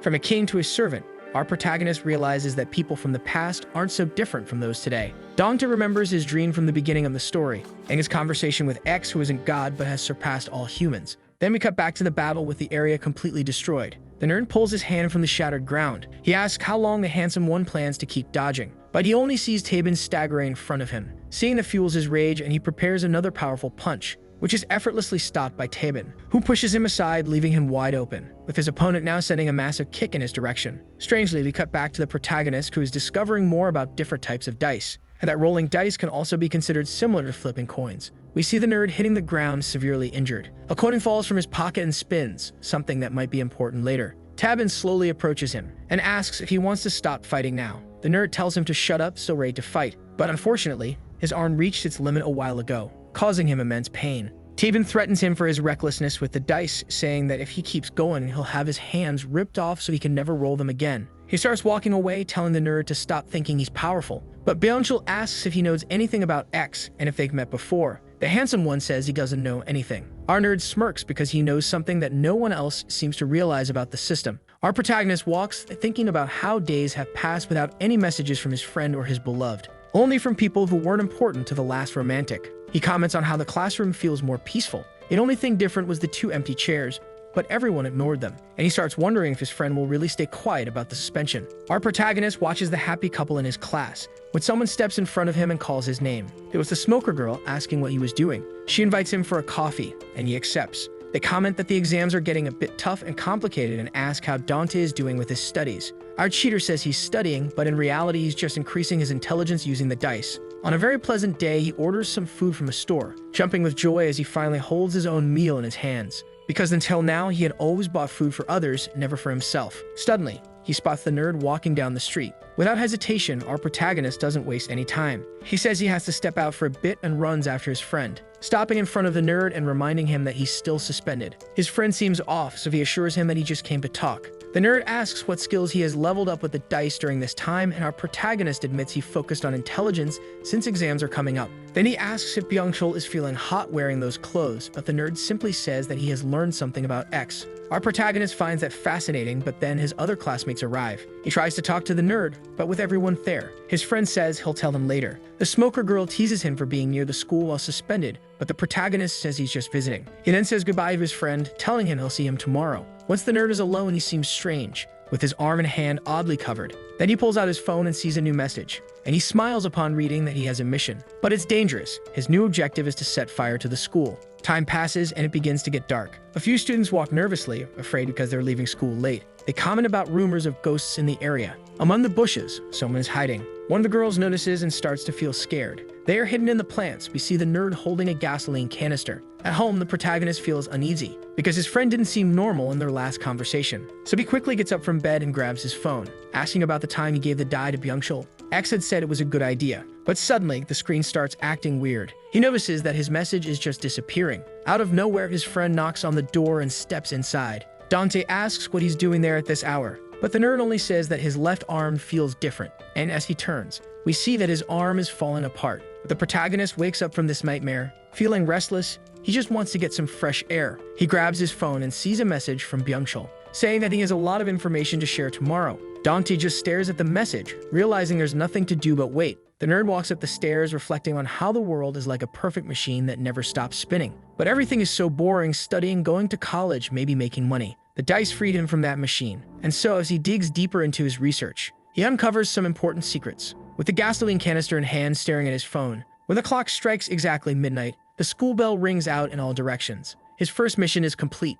After collecting his dice, he is immediately ready for the next objective. The nerd begins pouring gasoline around the school. He gets the idea to enter a classroom and finish there to make it look like an accident, just as the mission instructs. But suddenly, the alarm starts blaring throughout the entire school. Byungchul didn't know there was such a system, and he starts panicking. As he stumbles over a desk, the gasoline spills everywhere. And just like that, he completes another mission. Still trembling and drenched in sweat, he claims his reward of 7 dice. With only one mission left, he hears the security guard coming up the stairs. Shaking with fear at the thought of getting caught, he grabs a lighter to finish the job. As he lights it, he burns himself from the heat and drops it by accident. Byungchul says he did everything, even though he never actually lit the fire. But X comments that it looked pretty fake when he dropped the lighter. The security guards start rushing toward the classroom. Our nerd screams, demanding that the system give him the dice immediately. X says he's terrifying and agrees to hand over his reward. The glow appears, and he wastes no time grabbing the dice. Then he bolts out of the room, pulling up his hood. The guards spot him leaving. They shine their lights on him. He immediately sprints away, determined not to be caught. A guard appears at the stairs, blocking his path. He asks who's there, but our nerd is completely frozen in shock. He finds himself in a complicated situation where he doesn't know what to do. Unable to use his left arm and without time to roll the dice, he realizes he needs to hide somehow. Suddenly, the guards lose sight of him and can't tell where the intruder went. But one guard becomes suspicious of a window, with his flashlight pointing toward a bathroom window. He walks around, carefully looking in all directions. But when he reaches the window, he just starts smoking. Next to the window, we see Byungchul hanging from a pipe. But the pipe doesn't look very stable, and the guard won't leave the window. However, his colleagues say that the intruder must have already escaped. The man soon leaves the window and joins his friends. By sheer bad luck, as he leaves, the guard ends up closing the window. Our protagonist receives a mission from X to distract the guards and open the window on the 5th floor. Dante wonders what kind of mission. This is when he has no idea it's to save his precious friend. As he leaves home and says goodbye to his mother, he thinks about how strange it was to have that nightmare and then immediately receive a mission like this. Unfortunately, it is revealed that Dante rejected the mission. Then he sees Eunju walking down the street. Our romantic immediately approaches her, and she comments that she isn't used to seeing him at this hour of the morning. He says he must be working hard to leave so early. Eunju simply says it's because of the choir. They soon talk about an upcoming choir competition, because he heard about it from Tabin, which seems to make Eunju really happy. They both find it odd that there's no teacher at the gate, since even early there's always someone watching over the students. Both of them notice that something is wrong. The students are gathered in a specific area, with the teachers telling everyone to leave. We see an ambulance parked in front of the school. Everyone is saying that someone fell from the rooftop during the night. The protagonist immediately connects everything to his mission, and asks Eunju to wait right there. Amidst the crowd of students, he pushes forward. After being shoved multiple times, he finally reaches the scene, and his eyes widen in shock. Seeing that in front of him leaves him completely frozen. When Eunju catches up and asks what happened, he quickly turns toward her and covers her eyes so she won't see. She asks why he's covering her eyes like that, but Dante simply says he will explain later and that for now, it's better if she doesn't look. And there he stands frozen, staring at his fallen friend on the ground. Some say he jumped from the rooftop at night, but since it's locked, that would be difficult. When our protagonist really focuses, he realizes that his mission was to save his friend. Then we see Byungchul trying to move from the pipe to the window. And as he jumps, by some luck, he manages to grab onto the window, with his left arm injured and the dice in his pocket. He doesn't seem to find any way out. His left arm starts hurting again. Because of that, our nerd ends up falling. When they cover the victim's body, Dante tells Eunju to go to the classroom, and he just starts walking, demanding X tell him why his friend is dead. The system says his death is unfortunate and seems to speak with sarcasm. The protagonist gets furious because X says his friend died because of him. He suddenly remembers that the thing his friend wanted to talk about was probably a secret about the system. Right in front of him, a girl passes by with a die in her hand. Dante steps forward and asks where she found it, telling her to give it back, but she says others have taken some as well. When he realizes what's happening, we see that many people have dice out of curiosity, but when he tries to snatch a die from a student's hand, he accidentally spins it, and the student immediately receives a message. We then see that all the dice Byungchul had in his coat pocket fell and scattered. When it's no longer possible to contain the students, the protagonist asks if X can't stop this. But the system doesn't see any reason to interfere, because when Dante gave his dice away, it was an act of charity to help someone. So now that everyone has dice, they can help even more people. He asks what X is thinking and what his plan is. The system once again sarcastically says that it's just helping a few people, and says that it didn't come into this world to bring peace. Meanwhile, several students are becoming players. And X says, I only brought you the knife. It's up to you to decide what to do with it. Dante and Tabin realize that things will change drastically from now on. A few days later, the teacher asks everyone to be quiet, because now he's going to announce the test scores. When the first place student scores a perfect 100, everyone applauds. The teacher mentions that there were others who also scored 100. Then he tosses the test papers into the air because everyone had passed with a perfect score. He thanks Dante, saying it was all thanks to him. Our protagonist finds it strange to hear that, and sees everyone thanking him for everything. But soon, he begins to feel overwhelmed as he is surrounded by his classmates. Byungchul appears behind him, stating that he knew he was a true friend. Then suddenly, Dante wakes up from yet another nightmare. He runs his hand through his hair, relieved to realize it was just a dream. A new message pops up on his phone, informing him about his best friend's funeral. We see that our protagonist is not okay. He just wants to wake up from this terrible nightmare. Byungchul's funeral takes place a week after the incident, and unfortunately, his parents found out that he had planned to set fire to the school. Dante picks up a white flower to place on his friend's casket, but deep down he knows something is off. Byungchul was too smart to die like this. He asks X about the mission his friend received at school, but the system only responds that accepting the mission might not have made a difference anyway. With his friends at the funeral, the only question that lingers is whether it's possible to stop a die that is spiraling out of control. Apparently, our protagonist didn't just sit still. He collected dice, but he doesn't want Eunju to know, unsure of how she would react. A few adults leave the funeral, murmuring about what could have driven him to do such a thing. One of his classmates mentions that similar cases have occurred in other schools, but reassures Dante that he doesn't need to worry since his grades are good. Walking absent-mindedly, he accidentally bumps into someone, and quickly apologizes before they walk away. The boy with bangs simply glances at our protagonist and smiles, then continues moving forward. The others wonder who he is to just bump into someone and walk off. While our protagonist just watches in silence, the others say that the guy must have been looking for a fight. But Dante knows he's a dicer. He suddenly takes off running, telling his friends to go ahead. But in the middle of a crowded street, he loses sight of him completely. Moving through so many people makes it impossible to find him. Back at school, everything seems peaceful and normal. But not for our protagonist, who has lost a friend. Everyone else seems fine. Students play handball. Others leave in groups to hang out. And as always, school gossip spreads about new couples forming. Meanwhile, a goal was fiercely scored. Some students began to discuss the immense progress of the scorer, but Dante didn't give it much thought. After that, he passed by some other students asking someone about his sudden loss of weight, making him speculate that all of this was the power of the dice in action. Our depressed hero kept walking until he reached a classroom with two shadows in it. Dante was intrigued by these two familiar faces. The girl wasn't feeling comfortable. Our hero recognized his crush. He speculated that she was arguing with her boyfriend, and so she decided to exit the classroom. Dante decided to pretend to bump into her, when suddenly their gazes met, making the young man very nervous. He nervously tried to lie, claiming that he accidentally bumped into her and that it wasn't intentional.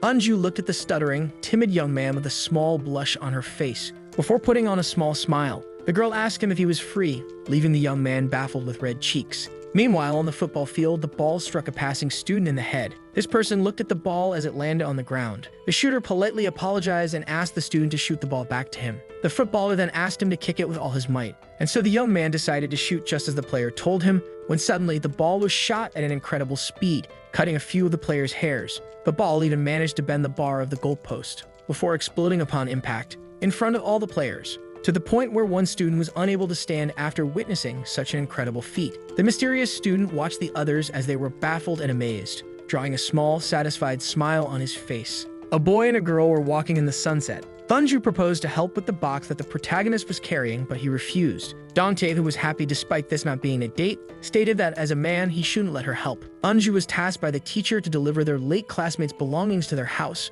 and since her boyfriend was too busy, she asked for Dante's help, who immediately accepted. And so they arrived at the deceased dicer's house. With that, they arrived at the 11th floor. As an uncomfortable silence settled between her and the blushing Dante, they were now in front of the door, and so they rang the bell. They rang it multiple times, yet no answer. The protagonist realized that no one was home, when suddenly a door was slightly open, and someone came out curious about who the young ones were. Meanwhile, back at the school, everyone was still baffled by this shot that bent a metal bar. The young satisfied shooter smirked and began to walk away, when suddenly one of the players stopped him and began to complain about the destroyed ball. The others asked him to knock it off, but he kept going. But it seemed like the mysterious person couldn't hear him, when suddenly the miracle shooter turned around and asked the player what he should do about a popped ball, who explained that he should buy a new one for its original owner or at least present an apology. The mysterious person then decided to provoke the young man, asking what would happen if he didn't. This triggered the player, who immediately attacked him, but the miraculous shooter countered with one of his powerful kicks. Meanwhile, at the late student's house, which had become unattended, our hero decided to take a look around from the corner of his eye. Byungchul's mother was happy to see his friends return his personal stuff, as well as the other handsome young man that stopped by earlier. Dante realized that the young man in question was Tabin, while Eunju, trying to be polite, stated that her son was a brilliant student. The mother still couldn't grasp the fact that her son had died so young, and blamed it all on herself for the way she raised him. But the protagonist interrupted her in a burst, affirming that his friend was not the type of man to take his own life. He claimed that there must have been another reason for this early departure, but he lacked the words to express himself. As he remembered all that happened with his friend, Dante thought of how useless the expression "if only" truly is. That he still thought of what would have happened if he had accepted those weird quests in school. He could have potentially saved his friend from the fatal fall. Our hero didn't even dare to think of the other possible outcome. With that, he was left silent, when he suddenly began to tremble out of anger, which didn't escape the mother. Knowing that her son's friend thought so highly of him allowed her to find some peace, and so she asked him to never forget her beloved son, which the protagonist accepted. She proposed that the student dine with her, yet Eunju tried to decline, but the woman, who had forgotten her groceries, rushed to get them, asking the young ones to watch the house while she was gone before they could even reply. Our hero was now alone with his crush, asking her if she was okay. The young girl seemed confused. Dante asked why Eunju was staring at him, to which she replied by stating that the young man seemed different, so naturally he assumed it was his height or face.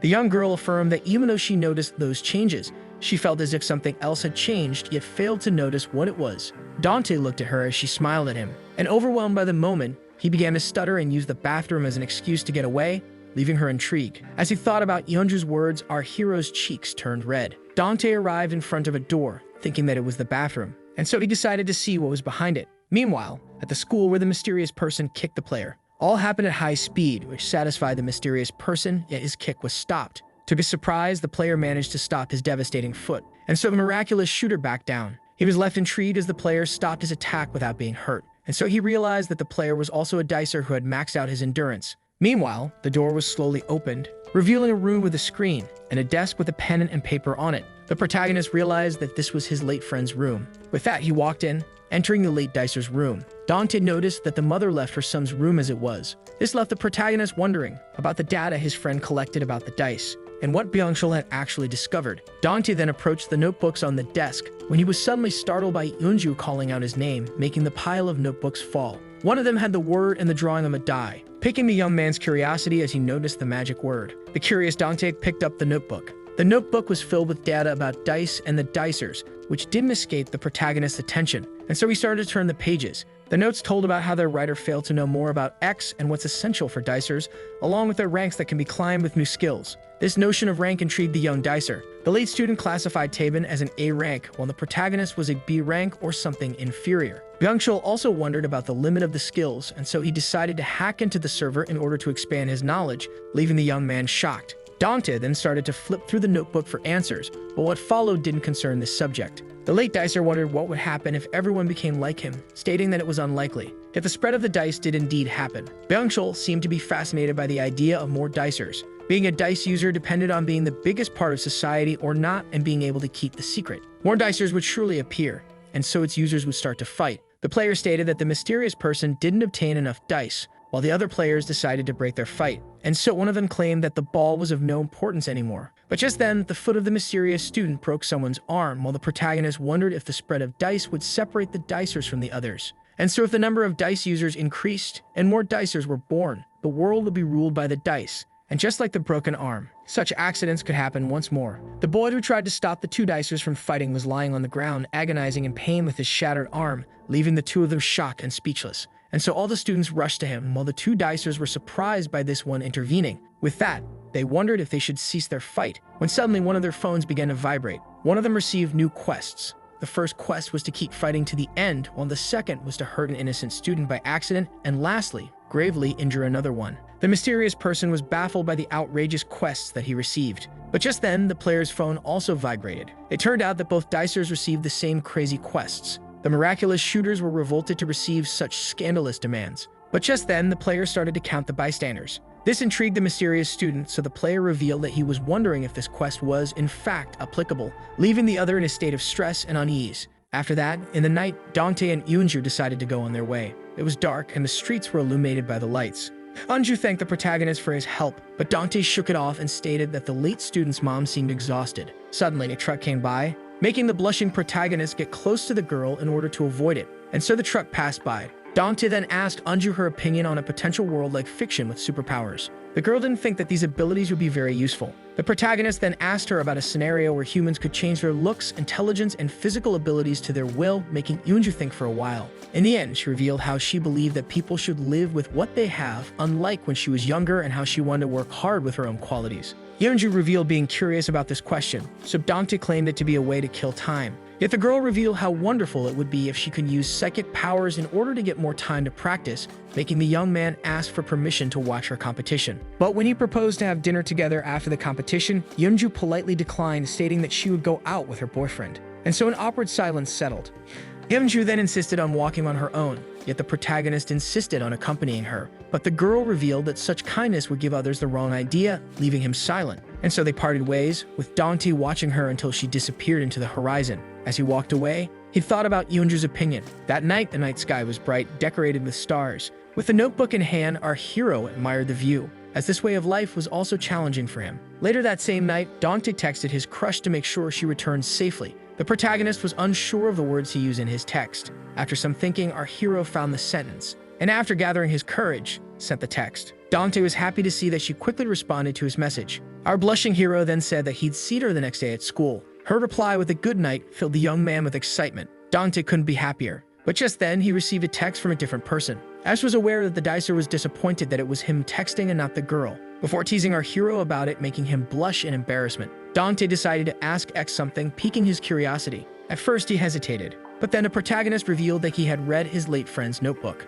He then recalled how X stated that he didn't have a problem with dicers unless they broke the rules, which he confirmed. This is why our hero associated his friend's death with him breaking the rules by hacking the game. X then stated that any troublemaker in his game should be immediately removed. The mystery man was surprised to see the protagonist realize that his friend had managed to hack the system. Dante recalled how Byungchul claimed that there was more to the dice than he knew, and how he found something odd written at the end of his notebook. In the end, there was a mysterious note that left him confused. In order for our hero to finally meet X, he would have to become the top dicer. This made our hero think for a while. He then remembered what Eunju said about people living with what they have. Yet if he hadn't become a dicer, it would be possible that Eunju wouldn't have noticed him changing and he wouldn't be able to converse with her. Dante really wanted to know Byungchul's last message to him. As in the notebook, he mentioned how the dice, once perfected, would allow its user to go beyond human limits. This was his last message. The next day at school, the students began to discuss yesterday's fight. One of the witnesses affirmed that some of the students were hurt and even injured while trying to break up the fight between the two sides.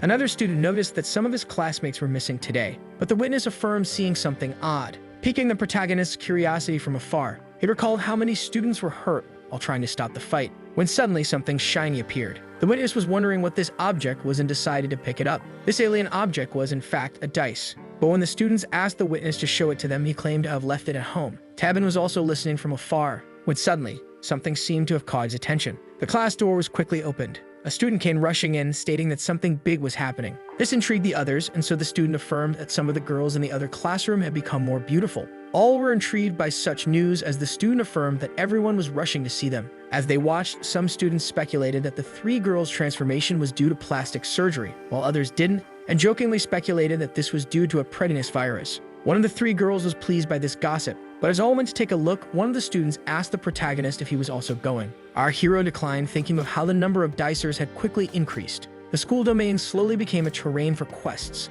While someone was peacefully using the toilet, someone suddenly slapped his posterior, startling the poor student as the slapper was only fulfilling his quest. A girl was busy on her phone, sending a fake message about how she was a runaway in Seoul with no money, asking people to download an app called The Righteous to see her profile, contact, and pictures. But when someone asked her about what she was doing, she refused to reply as she was trying to get 50 followers for a quest. On the other hand, someone locked his friend in the warehouse for dice, while others began to bully someone as everyone was obsessed with completing extra quests. At sunset, a public announcement was made to talk about the penalty game between students, and as it was made, a young boy continued to walk down the hallway with a bag in hand, ready to enter a classroom, when suddenly someone stopped him from entering. The one guarding the door asked what he wanted, making the young boy stutter, as he had heard of a student that was giving out dice, and so the guard grabbed the bag to see what he was willing to offer. With that, precious items along with money fell to the ground. The guard then smacked the young boy on the head as he had shamelessly stolen these objects from his sister. Yet someone from inside decided to grant him access out of kindness, and so the young boy was finally inside the classroom. The mysterious student asked him about his business with him. The boy stated that he was here to become a dicer, as all his classmates already were, yet no one agreed to give him a die. This made the student giggle. The player from before, who accepted to give him dice, welcomed this boy into his family. The word family intrigued the boy, leaving him startled, as all the members of the family were looking at him. Suddenly, his bag was snatched from him for examination. The boy brought money, a gaming console, along with 2 checks and fake watches. The examiners also found a ring and a silver necklace.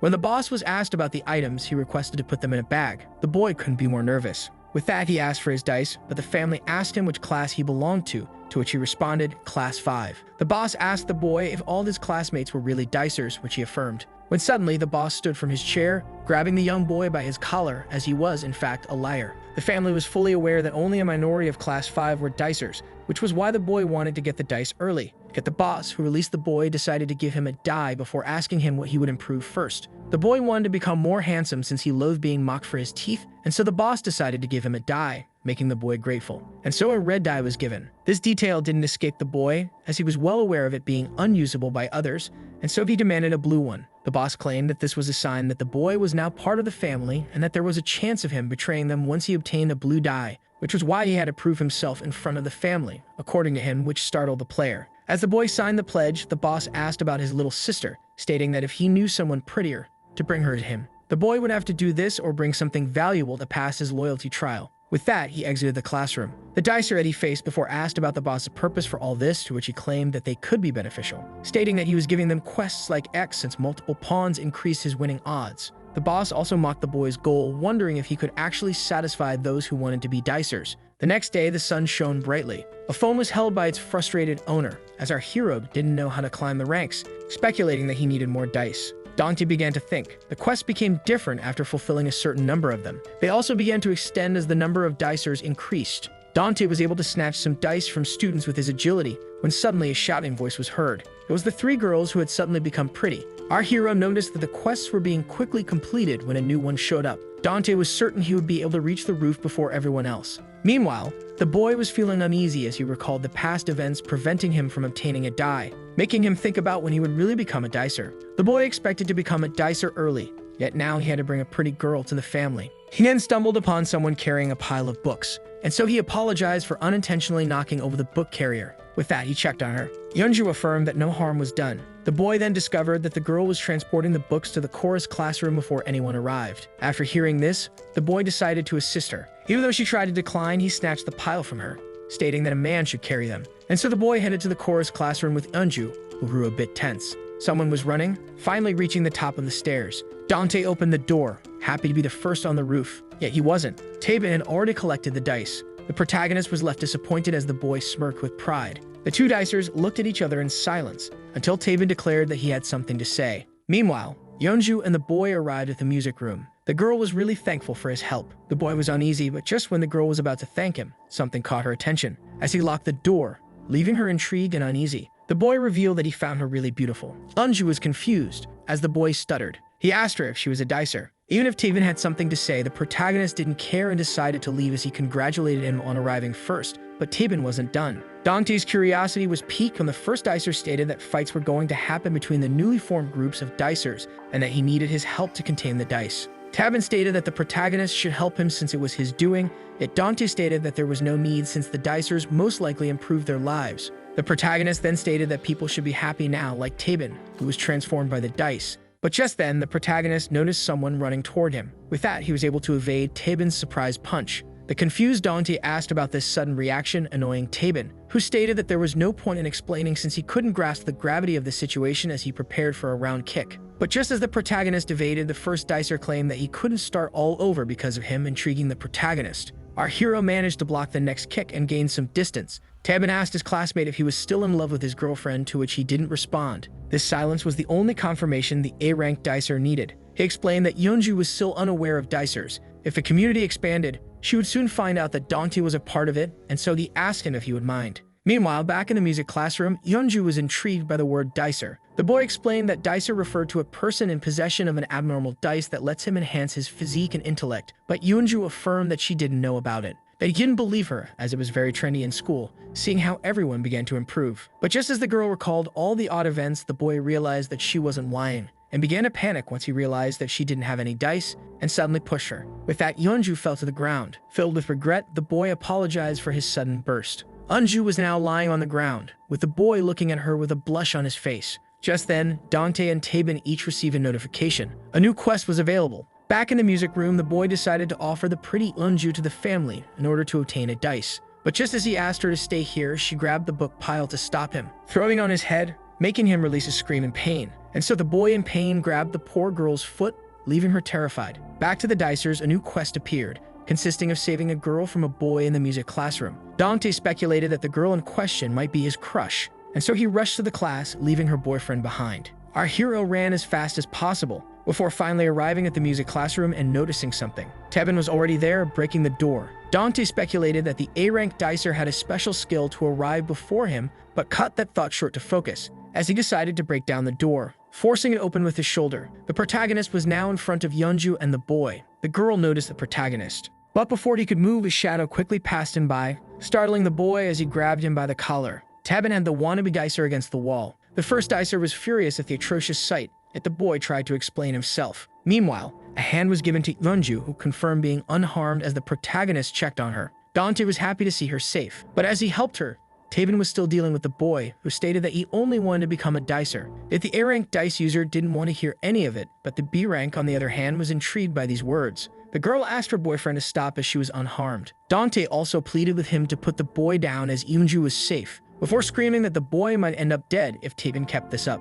But just then, our hero was startled by his phone vibrating. Dante couldn't believe it. The quest was complete, and X decided to immediately reward the dicers. The protagonist was startled by this news, and so it began to appear, leaving the girl and the two dicers in complete shock. Just like that, Eunju was left intrigued as it was her first encounter with the dice. 3 blue dice were now shining in the room. The girl was in shock as she picked up the mysterious objects, realizing that this was the object of pursuit of the boy. The boy getting beaten up confirmed that those were the dice in question. He claimed that just by using them, one could change anything about himself, but Tabin ordered him to keep silent as he slammed him into the wall. The boy started to beg for mercy when a gentle hand came to help. Eunju implored her boyfriend to release the boy, before asking about the dice appearing in the music classroom. The boy thought for a moment, before stating that someone in the room was in fact a dicer. Tabin pretended to be clueless, leading to his girlfriend turning her gaze to the protagonist, but Dante also rejected the blame. His heart began to pound as all eyes were on him, but in the end he kept denying his true status. The protagonist grew worried as the uneasy girl dropped the case with her sad smile. After that, at sunset, Dante seemed to have noticed something as he was on his way. Our hero noticed a video game with "Game Over" written across its screen. He wondered if Eunju was smiling because she realized that he wasn't telling the truth, or if she was just at ease. Dante looked at the sky and remembered. The girl was now familiar with the concept of dice, and so the boy asked her about her intentions with those dice. To his surprise, she wanted to keep them since they apparently didn't belong to anyone. X was thrilled to have a new dicer, but our hero was startled at the idea of Eunju becoming one. The girl thought for a moment. She then pointed out that the dice were the reason behind the boy's aggression, who deeply apologized, stating that all dicers were selfish, who began to form gangs, only accepting the best and treating all the wannabe dicers as servants. The blue dice were shining in the girl's hand. Eunju stated that things like these dice should only be fiction, as she decided to take the dice to everyone's surprise and never put them to use to everyone's astonishment, leaving even X baffled. Back to the present, Dante was unsure, but he also thought that the world would be better without those dice. Meanwhile, at school, the boy was now face to face with the boss, who was now aware that Eunju was in possession of 3 blue dice, refusing to roll them, and that both Dante and Tabin claimed to know nothing about dicers. The boy confirmed, yet the other student didn't believe him, as he was certain that the protagonist was a dice user and almost sure when it came to Tabin. This piqued the boss's interest, while the other student stated that he wanted to take his revenge. The boy was nervous, but then asked for dice as a reward for providing valuable intel. Even though the boss would have rather had Eunju brought to him, he decided to grant his new minion his reward. Yet to his surprise, he received 2 red dice. The boss explained his system, stating that the boy went from silver to gold with 3 red dice and that he would receive a blue die once in sapphire and even better rewards once higher. The poor boy had a hard time believing it, but just as he reached his hand toward the boss, a tap was heard as someone hit the boy with a powerful kick in the upper part of the chest. Just like that, the other student laid the poor minion on the ground. The boss congratulated him for now being in control of his own strength, as the boy had a hard time breathing, unable to stand up. The other student then put his foot on his face, stating that he would make him a dicer after he managed to create a scenario where he and Dante could face each other without being interrupted. The bell rang.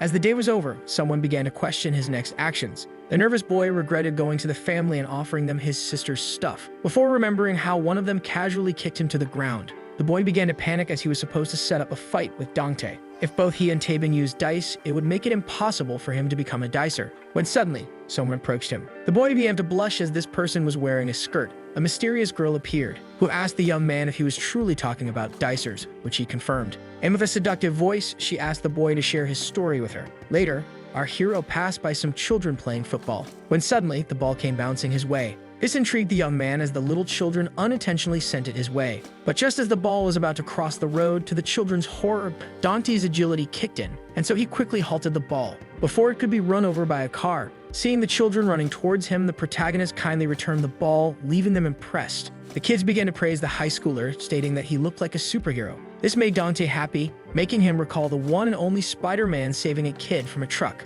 The hero that everybody looks up to and has Mary Jane with him. The hero that gets to kiss the girl at the end of the movie. This made our hero wonder if he could obtain superpowers once he became a top dicer, as he watched the 2003 Spider-Man 2. Dante stared blankly at his screen as he began to wonder. He began to imagine how he would tell his crush about his identity as a dice user and how he only used it to help others. Dante began to picture himself fighting bullies and saving an innocent girl, and how Eunju would admire him for it. Dante was sure that dice weren't evil. X confirmed and recalled how the girl thought of their users as simple-minded people. The mysterious person then proposed stealing the dice that she kept with her since storing them would be a waste, but Dante declined. Our protagonist was ready to tell his crush the whole truth about him being a dicer, and how his late friend's departure caused more of them to appear. X was looking forward to it. The next morning at school, the students began to discuss how many of their classmates were absent, either hurt or trying to obtain dice, and how numerous guilds were being founded. So one of the students stated that he would greatly help whichever guild made him a dicer. Eunju was listening to the babble about how a mysterious girl was giving dice for free to students, making her grow worried. Dante began to wonder about his crush's reaction once he revealed that he himself was a dicer. Despite being terrified, our hero was determined to tell her. But just as he started to stand from his desk, a random girl approached Eunju and asked for some help to solve a problem, which she quickly agreed to. Dante watched from afar as they discussed it, and decided to talk to her another time. Later that day, he approached her but quickly backed down as he was too nervous, deciding to try once again at the break, leaving Eunju confused. Yet at that time, the girl was with some friends, which is why the protagonist decided to talk to her at the end of the day. Later on, the 5th period started, yet the teacher seemed confused, as too many students were absent from class 3 and asked the rest to focus as they were having stats next year, before stating how odd it was that everyone was becoming smarter and prettier. Seeing how the students seemed tired from lunch, he decided to tell them a story. But when he proposed Pandora's box, the students refused as they were already familiar with this tale. Eunju seemed preoccupied, and our hero was feeling down as he had to be careful when unveiling the truth. All who heard the story knew that this box, which was in fact a jar, was entrusted by Zeus, who stored the rest of his inventions in it for Pandora to protect. But the woman's curiosity got the best of her, allowing countless disasters to descend upon this world once she opened the said box. Our hero related this story to the dice and the current events. But just then, Dante's phone began to vibrate as the teacher was explaining. The protagonist grew nervous since his phone was louder than usual. But just then, our hero realized something about the sound. To Dante's surprise, his phone wasn't the only one vibrating. Many of his classmates also received a notification at the same time. The protagonist was shocked as a quest could be distributed, but never on such a large scale. A new quest was available. Despite being hesitant, our hero decided to accept the new challenge. The new quest had Eunju as its target. The dicers had until Saturday's sunset to rip off the poor girl's clothes, humiliate her, take her dice, and take a revolting picture of her. Dante was left in disbelief in front of this crazy new quest. Our hero felt alarmed to see his crush being the target, so he quickly turned his gaze towards the girl who seemed confused. The teacher was annoyed since his course was interrupted by the students' phones, accusing them of doing it on purpose. Yet the students didn't care and began to look at the clueless Eunju with mischievous eyes, gossiping about her being the target. So the girl with the glasses rushed to shush them, making them realize that she was no dicer. And so the students asked the teacher to continue Pandora's story. Meanwhile, the boss of the family was thrilled by such a quest involving such a gorgeous student, and with that decided to attack as soon as possible. At the same time, his henchman with a bowl cut grew angry as he speculated that Dante would also be participating. The three girls were also looking forward to this quest as they weren't fond of the chorus girl, and so they decided to eliminate their competition to assert their reign over the school. A little bit further, the mysterious girl also received the Eunju quest, and was also pretty amused by this shameless quest. All the dicers were discussing this quest with excitement, but meanwhile, on the rooftop, Dante screamed at X to cancel this quest, yet he coldly refused. The protagonist affirmed that Eunju, who didn't know about the dice, was innocent and ignorant of their rules.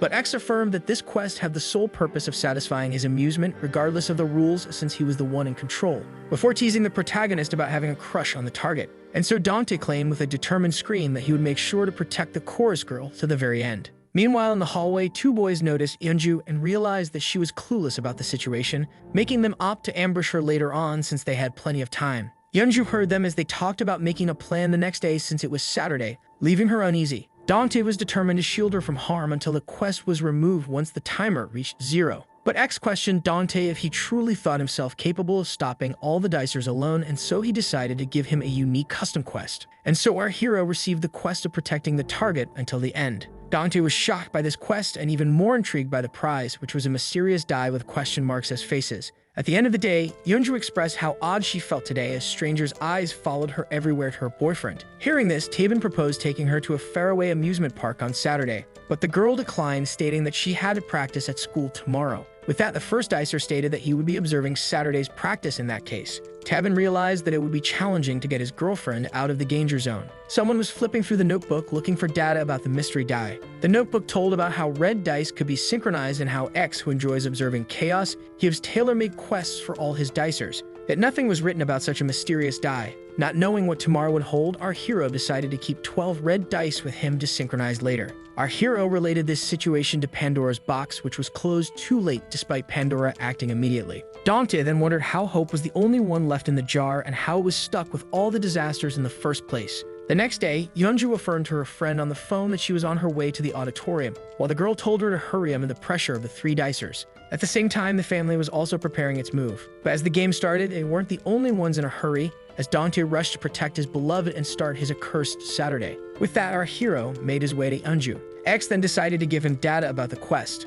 According to him, the quest started shortly after 5:30 in the morning and ended at 19:48 in the afternoon, making the quest 14 hours and 17 minutes long. The protagonist would have to fend off all dicers who were tasked with assaulting the girl in question. X wondered about the situation's outcome. This entity was excited for the upcoming result. Eunju opened the door and took one look. The girl seemed shocked. At the same time, our rushing hero stopped mid-run as he stumbled upon a group of beaten-up teenagers lying on the ground. From the looks of it, Dante realized that they were also dice users and speculated that the A-rank dicer was the one to put them in such a state. Meanwhile, Eunju seemed shocked to see her boyfriend waiting for her outside, wanting to go to school with her. But the girl noticed a few bruises on his hand. Yet Tabin reassured her that he just hurt himself while exercising, and so they went on their way as Dante arrived at the scene. Our hero watched them as they went away. Tabin, who noticed him, told Dante to go away with one look of his eyes, leaving him annoyed. But since the dicers he had just taken out were just beginners, Tabin shouldn't inflate his ego as Eunju was at risk. Later on at school, Eunju noticed that everyone who greeted them arrived early. Yet the present students were the only ones attending today as it was Saturday, and with that, they decided to repeat with what they had. Some of the spectators recognized the protagonist and asked him if he came here to watch the cute girls, which he denied. And since the piano player wasn't available, a female student went to replace him. This girl, whom both Dante and Tabin recognized as a dicer,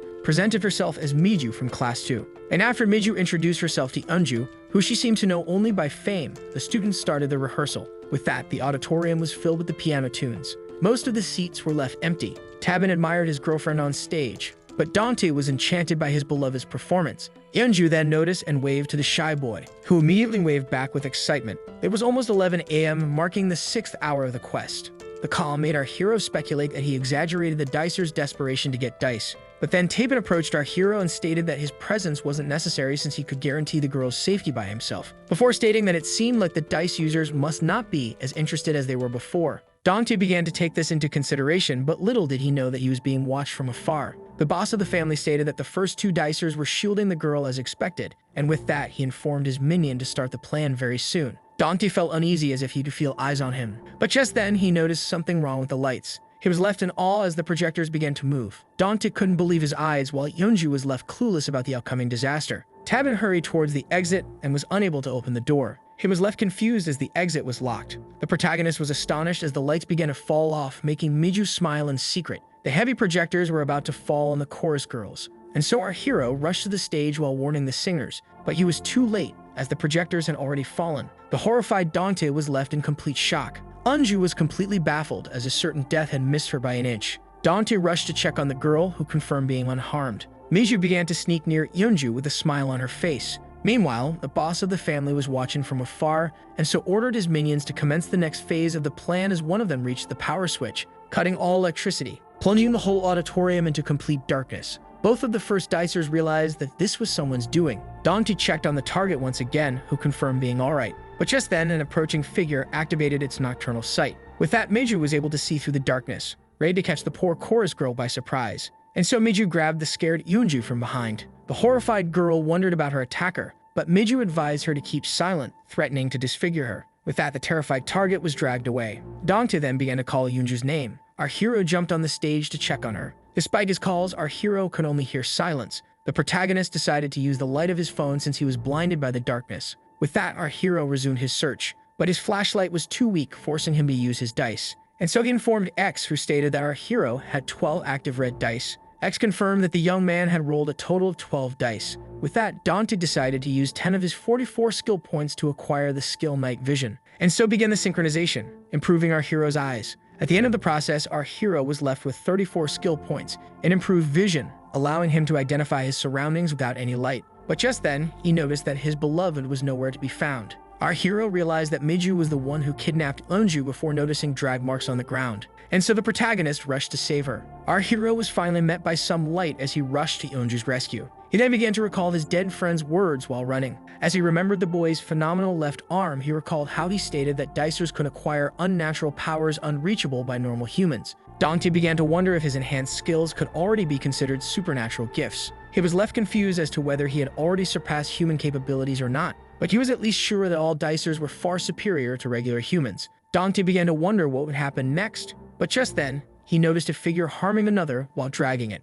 when suddenly someone waiting for him ambushed him with a kick. But Dante managed to evade the blow. The boy, who barely evaded the damage, was surprised by his attacker, who immediately struck another quick attack, aiming for the hero's legs, who quickly jumped out of the way. As he gained some distance, the protagonist took a good look at the ambusher. Dante was baffled as he seemed to recognize his attacker. Meanwhile, back at the auditorium, the dicers confirmed the success of this phase of the plan, while Tabin realized that his girlfriend was kidnapped and Dante went to pursue the kidnappers. And so he decided to restore the lights in order to go after them. With that, he began to locate the power switch of the auditorium, and as soon as he located it, he rendered the distance perfect. With that, Tabin pressed the button on his phone and activated the power of teleportation that required a certain number of dice. And after entering the coordinates, he began the teleportation. With that, a circle of light appeared right under his feet, when he suddenly disappeared, leaving the members of the family confused. He stated to have witnessed a light, but little did he know the first dicer was now behind him, and so Tabin smacked the dicer's head into the glass, before driving him away, lighting up the room and restoring the lights of the auditorium, making the students wonder who restored the power. The boss of the family was left amazed and became thrilled at the idea of showing Tabin the power of his dice guild. Meanwhile, Eunju was still being dragged by the female dicer, who opened the door and brutally threw her inside the classroom. But when Eunju demanded an explanation, the girl stated that this was part of the deal, and even though she wanted to humiliate her herself, they were going to take pictures, leaving the target confused. Miju claimed that the girl wouldn't understand as it was a dice quest, and that she would ask for help later on, before closing the door, leaving Eunju inside alone and terrified. Meanwhile, Dante asked his attacker, who would be recognized from their encounter at the funeral, to clear the way. But the dicer stated that this wasn't their first interaction, and that they had old matters to settle. Meanwhile, in the dark classroom where Eunju was locked, the girl began to look at something shiny as she began to think about this situation with the 3 blue dice in her hand. The students were intrigued as a mysterious person restored the lights in the electric room. With that being settled, Tabin went on his way. But just as he went down the stairs, the first dicer heard an odd noise. Tabin was surprised since the auditorium was filled with students, all looking at him and looking for problems. These malevolent intentions coming from them scared the poor chorus girl. The boss of the family greeted the first dicer and stated that this was Tabin's first encounter with him and his guild. But to the boss's surprise, Tabin's face was decorated with a smile. The young man only had 9 skill points left, so he decided to save his dice for later and deal with the problem on his own. But just then, one of the dicers attacked Tabin, trying to take him by surprise. Yet the boy dodged the punch with terrifying ease, before counterattacking with a kick to the face, knocking his opponent to the ground, leaving all the other dicers astonished and petrified. With that, he decided to entertain himself with this dice guild. Meanwhile, Dante asked his attacker, who claimed to have met him before the funeral, if he was also here for the chorus girl. But the attacker affirmed that he was only here for him, not her. Dante, embarrassed, stated that he wasn't interested in him, making the dicer blush as he affirmed that he had no such romantic intentions. But instead, he was here because of the embarrassment Dante inflicted on him, confusing the protagonist, who recognized his attacker as Byungchul's past bully. The dicer was happy that his target finally recognized him. Back then, he took pleasure in assaulting the poor student, before Dante entered the scene, ready to defend Byungchul despite being recognized as the one being bullied before. But just then, the protagonist punched him in the face, knocking him off his feet. The confused, beaten-up bully could hear our hero helping his friend. He couldn't be more intrigued since the protagonist was the kid that everyone used to pick on. Just then, he watched Dante giving the boy something shiny, like he was too beaten up to recognize it as a dice. Later in class, he could hear the laughs and rumors about some students who were demolished by Dante, leaving him annoyed. The bully even recalled the punch, to the point where he began to wake up in a sweat after reliving the embarrassment inflicted by the protagonist in his dream over and over again. But the truth was then quickly unveiled to him, as he saw the dead body of the late dicer. The boy was speechless in front of this sight, as the ground was covered in blood right next to the alien dice. In the end, he decided to pick it up. Back to the present, he asked Dante if he knew what he thought after getting familiar with the dice, piquing his curiosity. The dicer was disappointed, stating that if he knew the powers of the dice before, he would have stolen all of them, leaving the protagonist baffled. The bully revealed that he wasn't sure of his actions due to the presence of a corpse,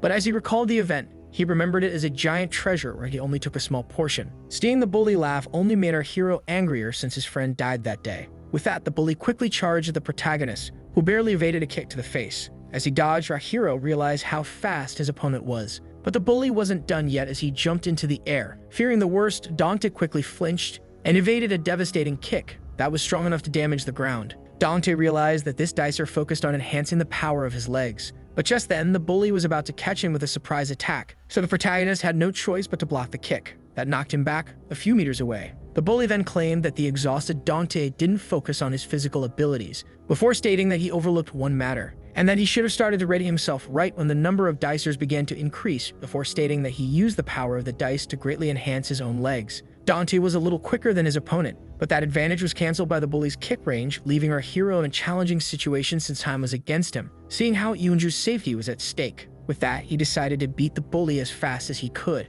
and so began the fight between the two dicers and their respective stats. But meanwhile, Tabin was still stuck in the auditorium, since the fight was still going on. With the first dicer easily dominating his foes, Tabin was quick, and as soon as he turned, he broke a dicer's arm with a simple kick, defeating him with ease. This made the family members speculate that Tabin was practically invincible. The boss couldn't deny his amazement. He didn't want to resort to the 3 fire foxes, but this was the only way to deal with Tabin, who used 2 of his skill points to renew his strength. With that, he was ready to continue the fight. Meanwhile, in the equipment room, where the screams for help couldn't be heard, the chorus girl was desperate for someone to come and free her, before realizing that it was pointless, when suddenly she was struck by an idea and pulled out the blue dice in her possession. This made her think deeply, as she recalled how the boy from back then stated that these dice could be used to improve one's appearance or abilities by rolling them, and how the one that trapped her claimed that there was no point in explaining since non-dicers wouldn't understand. Eunju stared at the dice. Her blue eyes were greatly focused on the blue dice in her hand. But just then, the door was opened, startling the poor girl. A mysterious boy had found Eunju,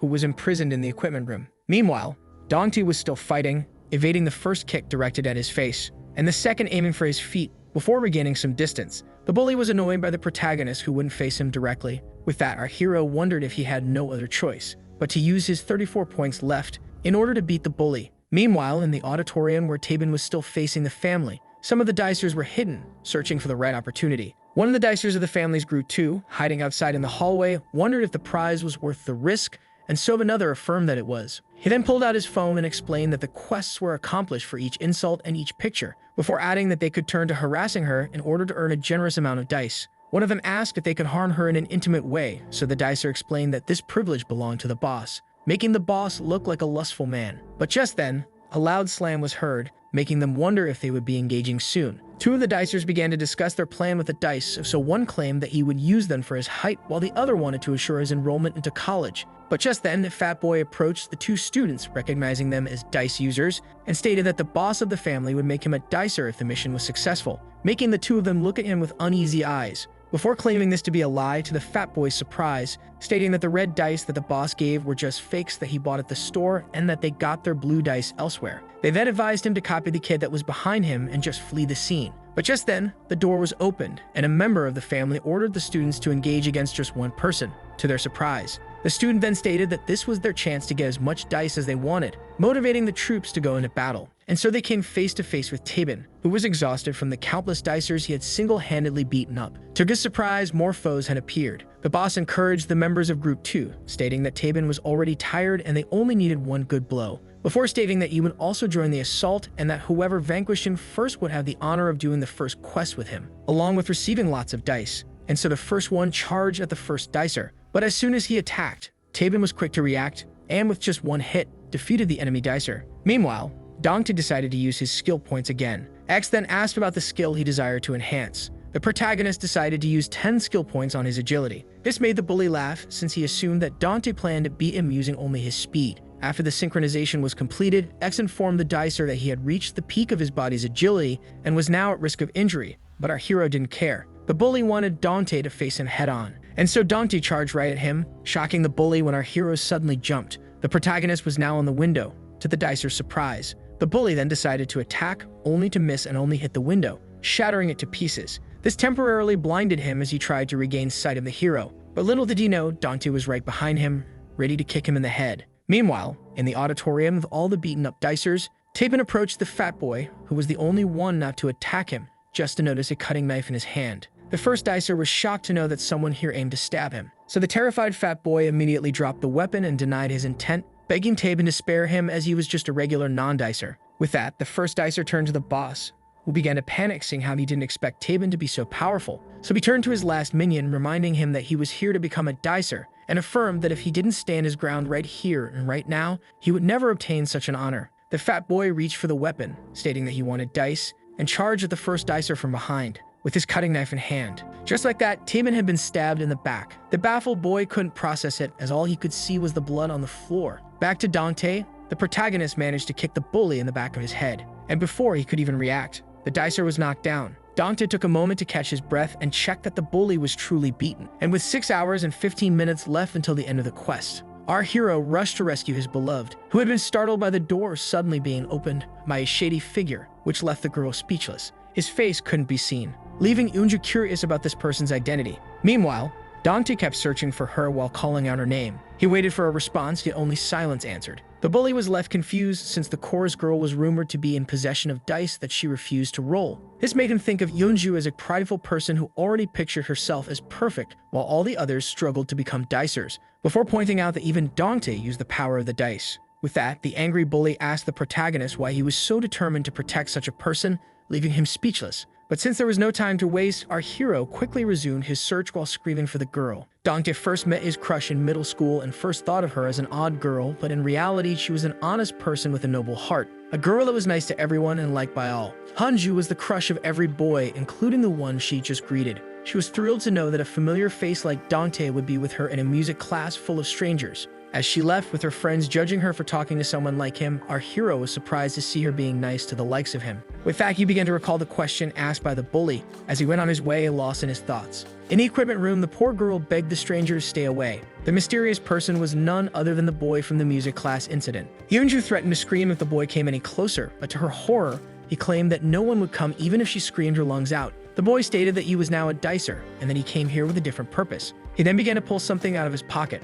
Eunju began to fear the worst. The boy showed her his phone, and on it was a message from X, destined for Eunju. Eunju couldn't believe her eyes and was intrigued by the mysterious application. The cheerful entity presented itself as X and claimed to want to converse with the girl. Meanwhile, in the auditorium where the shocked Tabin was stabbed by the fat kid, the first dicer punched his attacker away. As the knife fell to the ground, he stood there in silence and touched his wound, only to find blood on his hand. The stabber began to cry in horror. The boss of the family was thrilled, thinking that Tabin had lost the fight since he was stabbed and suggested that he surrender now. But the dicer just stood there, trying to catch his own breath. The overweight boy deeply apologized, claiming it to be an accident, but the boss affirmed that it was intentional as he praised his minion. Tabin began to stare coldly at the stabber, who stated that he only wanted to become a dicer, with tears filling his eyes. At that moment, the A-rank dicer saw his past self in the scared boy, which put him in a tough spot. Back in the equipment room, our X presented itself to the girl. The entity stated that it was the game master that had set his player after her. Eunju realized that X was the one offering dice to the students and asked him to reveal himself. But X ignored her, stating that he had a question, as he was curious about Eunju, who refused to use his dice. Since she had enough time to think about the privileges of dicers, X assumed that she just thought herself better than the rest, or like him, just enjoyed the chaos. He then pointed out that everyone was suffering because of their situation before asking Eunju if she didn't want to perfect herself. Back at the auditorium, the sight of a stabbed Tabin restored the morale and courage of the family members, who were confident they could win without the fox's intervention. As for Dante, he kept running around the school searching for her. The protagonist wasn't sure why he wanted to protect Tabin's girlfriend, who would probably be disappointed to learn that he was a dicer, and might even loathe him, and yet, his feelings for her were enough of a reason for the protagonist's will to protect Eunju. And so he screamed her name again. The girl was shocked by the sound of the distant screams. As she recognized the approaching voice, Dante was now near the equipment room. To everyone's surprise, but Eunju was suddenly silenced as she tried to signal her position. The boy paused for a second as he was sure he had heard a voice, and with that resumed his search. Now the equipment room was rendered noiseless. The poor girl tried her best to scream, but the horrified Eunju was rendered powerless as the boy restrained her body and mouth. With that, Dante kept going further away. The startled girl noticed that X wanted to continue their conversation in peace, and so he asked her again about her being against the use of dice, but she couldn't express herself with the boy holding her mouth. After regaining the freedom of speech, the chorus girl affirmed that she was far from being superior to others. X began to mock her as he realized the girl was trying to live with what she had. This made Eunju think in silence, before asking X if his dice would also allow one to change the entourage of the dicer just like it changes him. This question shocked both the game master and the player. The nervous X played off as a joke, stating that he never gave it a thought. Eunju stared at the screen with cold eyes as X grew curious about the person the girl was trying to reshape. Despite her insisting, the game master refused, wanting to hear the girl's motive first. Eunju realized that it was impossible to change others since X didn't confirm it, but he then pointed out that he didn't affirm the opposite either. He then proposed that Eunju use the dice in order to find out for herself. The confused girl thought for a moment before finally asking the game master about the purpose of all his quests, to which he responded that he was only doing it for the thrill of the game, an answer that horrified the poor girl. X enjoyed watching everyone play in the palm of his hand in exchange for the dice that desperately helped them perfect themselves, before asking Eunju to join the game. The crazy game master desperately wanted her in his game, but Eunju declined, stating that she would never become a dicer. This left X disappointed, seeing the girl's interesting potential as a dicer. Before waving goodbye to Eunju, who then witnessed a light, an intense purple light emitted from the boy's screen, startling both, announcing a slight change in the quest, making her fear the worst, as their coordinates had been leaked to all. The dicers were shocked by the quest update that added a GPS. All dicers and Eunju were on their guard, as X added the target's real-time location along with increasing the mission's rewards. And with the time limit remaining the same, X encouraged all the players to charge right at the girl. Eunju saw that she truly was the target of a quest. The boy then asked X if he truly was free to use Eunju as he pleased, which he confirmed. And so he grabbed the poor girl and pinned her against the wall. But just then, they heard a voice ordering the boy to stop. Dante entered the scene by breaking the door. The boy then remembered that all dicers were aware of Eunju's location. But just then, the protagonist kicked him in the head, knocking him unconscious, which amused the game master, staving Eunju from traumatizing harm. Dante then tried to catch his breath, before asking and impressed Eunju if she was injured, and was then relieved to know that she was unharmed. But before she could ask him how he found her so quickly, our hero grabbed her hand, stating that he would explain later as they headed towards the door. But just as they exited the room, approaching footsteps could be heard. Dante noticed it and immediately changed their direction. Eunju was left impressed by her savior, but just then, he stumbled upon a bunch of dicers on the stairs who were all desperate to get their hands on the target, which thrilled X, who compared the situation to a good zombie movie. Seeing how the target was no longer locked in one spot, the dicers stated that the family boss's plan was now rendered useless. With that, they all went to pursue Eunju, leaving Tabin alone with the boss. Dante only had to guarantee the girl's safety for less than 2 hours and a half, but all the dicers were after them, so an amused X advised them to accelerate in order to survive. Yet the game master was intrigued as the young man was headed to the roof when an immense crowd was after him. And after arriving, our hero quickly blocked the door, which surprised X. It was almost sunset, Dante assumed that they still had time before the dicers arrived and asked Eunju to help him block the door. But just then, something caught our hero's attention. The girl had something to say, and after gathering her courage, she asked the protagonist if he was, in fact, a dice user. But just then, the countless dicers realized that the target was hiding on the roof, while Dante was left shocked by this sudden question. Eunju wanted to know if her friend was, in fact, a dicer. But just as she was about to insist, the dicers suddenly arrived and ordered them to open the door. Both of them felt alarmed, especially the protagonist, since there was a long time left before the end of the quest. And so he promised the chorus girl that he would tell her everything later since it was urgent for them to immediately run away. But to his surprise, the girl grabbed him by the sleeve. The crying Eunju began to beg him. She stated that she was now aware of why everyone was coming after her, and that doubt had entered her heart, fearing that her protector might betray her. But the dicers were getting close to entering, putting our hero in a tough spot. Eunju promised that she wouldn't be surprised by his words, as she begged him to tell the truth, leaving him in a difficult situation, not knowing how to explain. He had no idea how to begin his explanation as he recalled all the crazy past events. And so Dante finally told Eunju that he was a dicer. Meanwhile, the dicer was unable to force the door open since he had focused his skill points on his appearance rather than his strength before asking the other one about his use of the points. They then asked the strength-focused dicers to raise their hands as they were desperate. But in order to break down the door, a fight broke out since this would allow the agility-based dicers to obtain the high ground. Yet just as they argued, a voice ordered them to halt their idiocy. Miju and her friends had now arrived at the scene. One of the dicers stated that they were arrogant to arrive like that and order them around, earning himself a cold stare from the girl on the left. The one with long hair explained that the sun would set in 1 hour, which is why they should focus on the quest to obtain dice. At the same time, on the now silenced rooftop, telling the truth to Eunju made the atmosphere awkward between them. Eunju then asked him if he was also trying to humiliate her, but Dante denied it, almost confessing his feelings by mistake. The girl wanted to know if the protagonist was tangled in the mission, but just as he was about to deny it, he remembered the special quest given to him by X, making him stand there in silence, when suddenly the door was broken and fell down. Things were getting worse for Dante and Eunju. Meanwhile, in the auditorium, the boss of the family was wondering where the error in his strategy was, as it had miserably failed. Tabin stated that the boss was betrayed by his manpower and asked if there were any more foes for him to fight, before turning to the terrified fat boy, who should be his last opponent. And so the first dicer went on his way, ignoring the scared boy and the family boss, who ordered him to stay still. The boss of the dice family was offended by Tabin ignoring him, but the young man continued on his way regardless. This annoyed the boss, who charged at Tabin, but the first dicer quickly grabbed the arm of his attacker, refusing to free him. Tabin then managed to punch the beginner dicer with monstrous strength, sending him flying across the room. The boss was impressed by such power. It claimed that since he had focused his skill points on endurance, such attacks were pointless against him. And so Tabin clenched his fist and gave his opponent a dark death glare. This terrified the boss of the family, who immediately pretended to faint on the spot. And so the stabbed Tabin went on his way. He was slowly walking towards his destination as blood dripped. Seeing how Tabin was making great effort, X asked him if he wanted to protect Eunju or if he had another reason. The boy claimed that the number of rankers would rise if he didn't intervene, repeating the same scenario for him. The game master wondered if he could truly stop this outcome. X then told Tabin to stop hiding and go play with the older dicers without worrying, allowing anger to rise in his heart. Meanwhile, on the roof, our heroes had been found, and so the dicers charged all at once at the target. Dante and Eunju tried to flee, but there was nowhere to run, as they were now cornered by all the hostile dicers who were desperate to achieve this lucrative quest.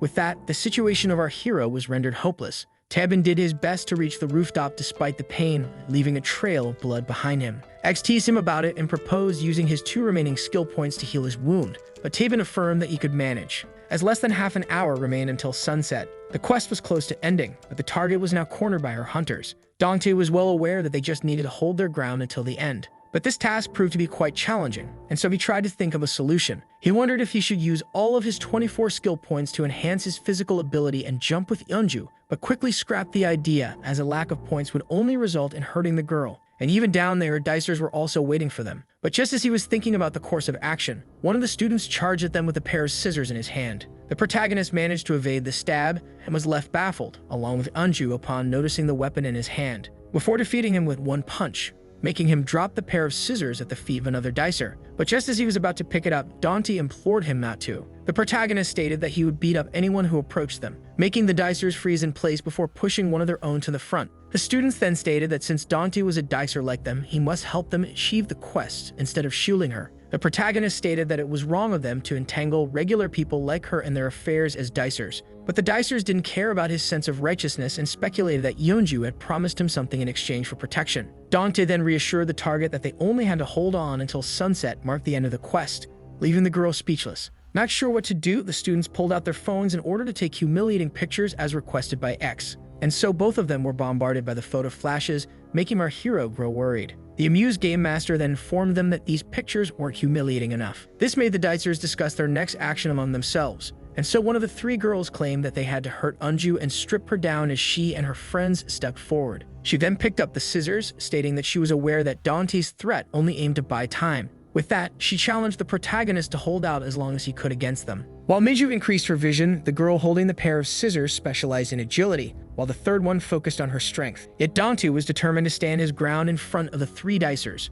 and so the girl charged at him, but the protagonist was ready for it.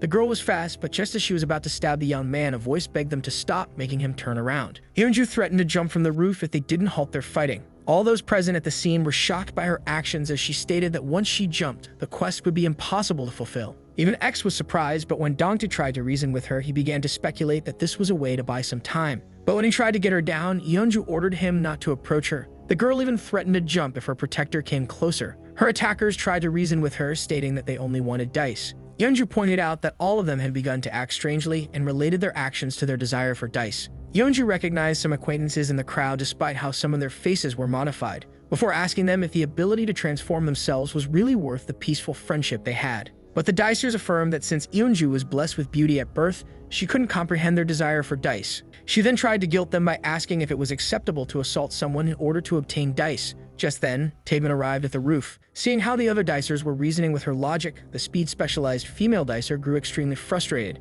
and so she charged at the target, armed with her scissors, not wanting to hear another word from her. Seeing this, Dante resorted to his super speed while Tabin used teleportation, yet it was too late. Despite their best efforts, the pair of scissors had reached the poor chorus girl, making her trip from the rooftop. Eunju was left in complete shock with her ripped clothes, as she felt what seemed a certain death to everyone's horror. Even though Dante and Tabin managed to prevent a severe injury, the damage was already done. As Eunju began to fall, our hero quickly noticed the desperate girl, and immediately rushed to her using his super speed, and with that grabbed her by the hand, saving his beloved from a certain fall. Dante was using all his strength to prevent her from slipping. Tabin watched as the protagonist lifted his girlfriend up. The girl was left confused since the first dicer appeared out of nowhere. The young man used his last 2 skill points to teleport himself a distance of 20 meters, and after some effort, the chorus girl was rendered out of danger. But just then, something shocking caught the protagonist's attention. As Eunju's back was already injured, Dante decided to check, seeing the cut on her body while wondering about the quest's outcome, making the female dicer giggle. She finally burst out laughing and asked X to send her the dices since she managed to injure the target, which he denied. After some analysis, the game master realized that only the clothes were damaged, but their wearer was left unharmed, confusing the girl who clearly saw the injury. X then revealed that the cut was already on her back, which confused all the students, until they realized that this injury was in fact a scar, leaving the embarrassed Eunju lost for words. And so Dante immediately took off his jacket and put it around the chorus girl, leaving her baffled by such a chivalrous display. The shy boy then began to scold her with a blush on his face, stating that what she did was reckless, and that they only needed to last a bit longer as he and Tabin shielded her. With that, he turned to the boy in question, and stated that he was also trying to protect Eunju, seeing how he wasn't trying to harm her, which he indirectly confirmed. And while the target was wondering when her boyfriend appeared, Dante considered it settled. With that, he proposed to make a truce with Tabin until the end of this quest. Sunset was now close. With a little less than 8 minutes until the end of the mission, the female dicer ordered them to attack together, and so the dicers charged at them all at once. Dante opened the festivities with a kick, knocking the scissors out of the dicer's hand. Tabin easily dodged an incoming punch before counterattacking. It was now the strength-specialized female dicer's turn to attack. The protagonist barely dodged her punch that ended up breaking the ground. He then did his best to block an incoming kick, and with 5 minutes left, the dicers began to rush toward Eunju. They all urged to complete this mission, including the boss of the family, who was determined to complete it no matter what. But while all the dicers were charging at the target, the mysterious girl just stood there in silence and watched, as Dante and Tabin held their ground. But just when the boss of the family was about to reach the roof, she suddenly kicked him in the guts, knocking him back, making him and many other students fall on the stairs. The dicers didn't have time to see their attacker's face, who just stood there in silence. Dante struggled to repel all the dicers as only a minute was left, but just then he noticed. The sun was almost out of sight, and with it completely disappearing, the timer reached 0, marking the end of this quest and failure. X then notified all the attackers that they were unable to succeed, before cheering him up by stating that many more quests were on their way. The Dicers were disgusted by their failure, unable to accept their defeat. Dante was glad that Eunju was safe until the end, while Tabin tried to catch his breath. Eunju was relieved when suddenly, to her surprise, the phones began to vibrate. She then turned to the protagonist, asking him why his screen said that the quest was successful. Our hero couldn't believe his eyes, as he managed to complete his special quest, earning himself the mystery dice. Suddenly, a beam of golden light appeared next to the protagonist, right in front of everyone. Dante couldn't believe his eyes, as he was holding his prize in his hand, the dice with question mark faces. This dice was special and still alien to our hero. If the blue dice allowed one to enhance his abilities, the next level should logically grant the user power beyond human limits. This seems silly to the protagonist who just read it in Byungchul's notebook, but now it was in his hand. Dante was baffled by this new golden dice, making all the Dicers jealous as he was the only one to get a dice, and a special one at that. They were furious upon seeing Dante getting a dice despite the quest being a failure. The Dicers began to speculate that Dante was, in fact, on a quest of his own, making the mysterious girl wonder about it. In the end, they all saw him as an immoral Dicer like them instead of a shining savior. Our hero was left speechless in front of these accusations. But when Eunju demanded an explanation, Dante demanded everything, but lacked the words to explain himself. As the malice of the Dicers began to rise, it caught Tabin's attention. At that moment, the protagonist wanted to affirm that he only wanted her safety, yet he couldn't utter a single word. Just then, Tabin fell to his knees. Eunju went to check on him, only to find her boyfriend bleeding. The girl began to panic as she wondered what she should do to help him. Just then, the two Dicers made eye contact. Tabin tried to warn the protagonist about using the golden dice, yet he couldn't hear a word he said. Eunju was then startled by Dante, who approached them. The poor girl tried to explain herself to the shocked protagonist, but he already understood it all. When a shadow quickly approached him from behind, suddenly, Dante found himself getting smacked in the back of his head with a chair. The enemy Dicers charged at the poor boy as he fell to the ground. The thrilled boss of the family began to laugh as they finally had an opportunity to take down the protagonist. With that, he looked at Tabin, who could barely stand on his feet, ready to finish what was started in the auditorium. At first, the protagonist speculated that the dice would bring people happiness, since everyone wanted to be better in every way, but now he began to regret his choices. The Dicers then charged at the poor girl, ready to strip her of her dice despite it already being sunset.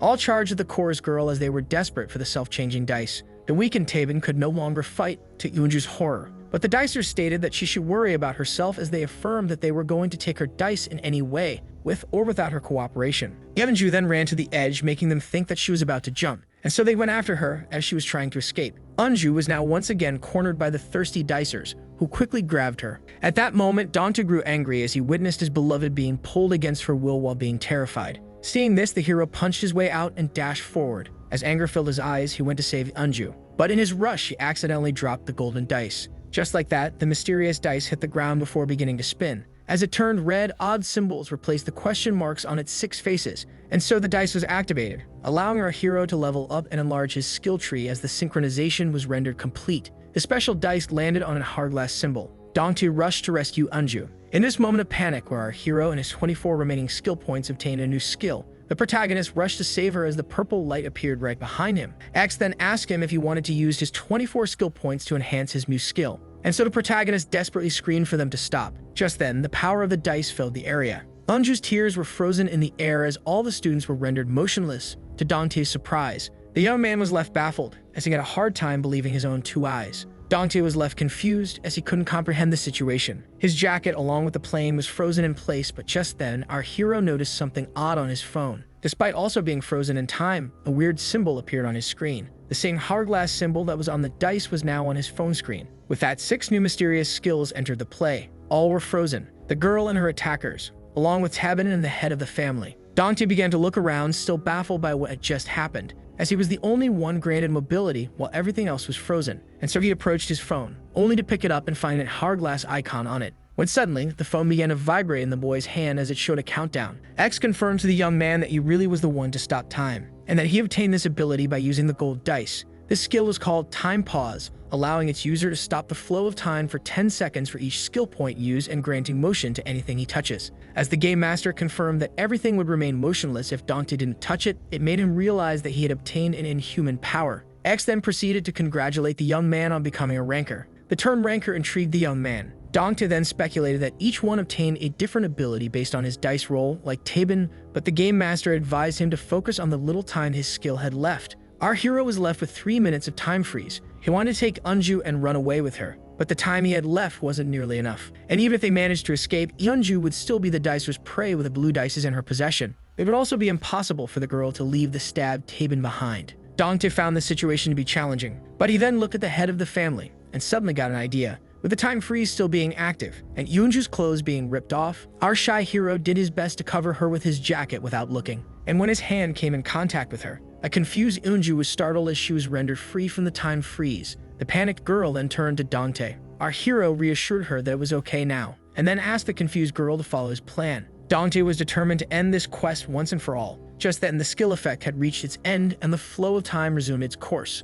And so the dicers who tried to grab Eunju fell down. All were confused as the girls suddenly disappeared. Then someone came to them and stated that they had failed the quest. Dante affirmed that they could never find Eunju no matter how hard they tried. But the dicers didn't believe him and ordered him to hand over his gold dice. So the young man claimed to submit to their demand if they could beat him in a fight. One of the dicers felt offended by Dante, who wanted to fight them all at once. But just as he was about to punch, the protagonist suddenly vanished, only to reappear behind them, which shocked the dicers who were left confused. And so they decided to charge at him from the sides and corner him. So the protagonist, who reappeared behind them once again, stated that they just couldn't, making them realize that he had obtained a superpower. X was amused as the new ranker was using his few remaining skill points on time freeze, which seemed like instant movement to the naked eye of those trapped in time. Tabin recognized the skill and began to think of how lucky Dante was to obtain such a skill, while the hidden Eunju watched in silence. She recalled how he told her to hide behind the door of the rooftop and was left intrigued about how he would finish it all. But just then, the boss of the family grabbed the protagonist from behind. He then ordered his men to attack Dante while he restrained him, yet our hero wasn't impressed.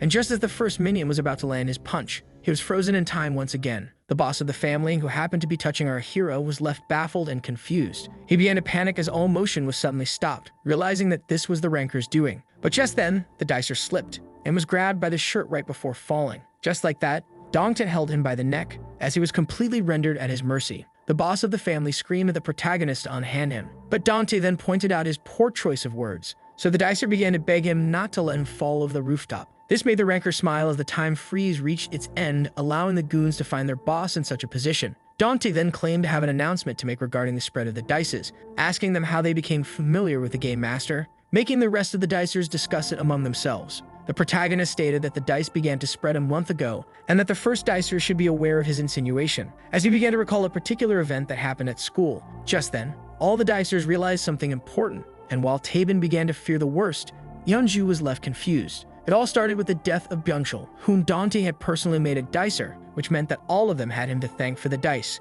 leaving the masses in shock. Eunju couldn't believe it, but the protagonist seemed to have more to say, and so he announced that he would be making his own dice guild, different from the family and the likes of it. The girl couldn't believe it, as all that happened was Dante's fault. This left her at a loss for words, while Tabin and the others were by his group's idea. So Dante reaffirmed that he was going to create a group of dicers, and since this looked like a game, he opted to call it a guild, stating that it was open to all, before adding that he would do his best to provide them with data along with helping them with quests in order to help them rise to the title of ranker. To X's amusement and everyone's shock, the protagonist then stated that they were all free to accept or decline the invitation, before affirming that he would be showing no mercy to his future enemies. The boss of the family used the opportunity to invite the dicers to join his guild instead. Hearing this, Dante tightened his grip, making his hostage fear the worst, but the protagonist threw him out of danger. The boss was glad to regain footing on the ground. With that, he made his escape, promising to come back with his family. Hearing this, the three female dicers left the scene, as they were uninterested in such a proposal. As Dante watched them leave, the dicers were curious if Dante would really help with the quests without demanding bribes and if he would really give dice to the regular students that demanded them. Dante affirmed that he would be true to his word but had two main conditions to impose, piquing the curiosity of the crowd. The first being that it would be forbidden to entangle normal humans in their affairs. Tabin was shocked as the protagonist stated that each dicer was responsible for his own actions while doing quests as the second condition. Tabin realized what the new ranker had in mind since he couldn't control people's actions on his own. He would try to ensure Eunju's safety by forming a guild to make it possible.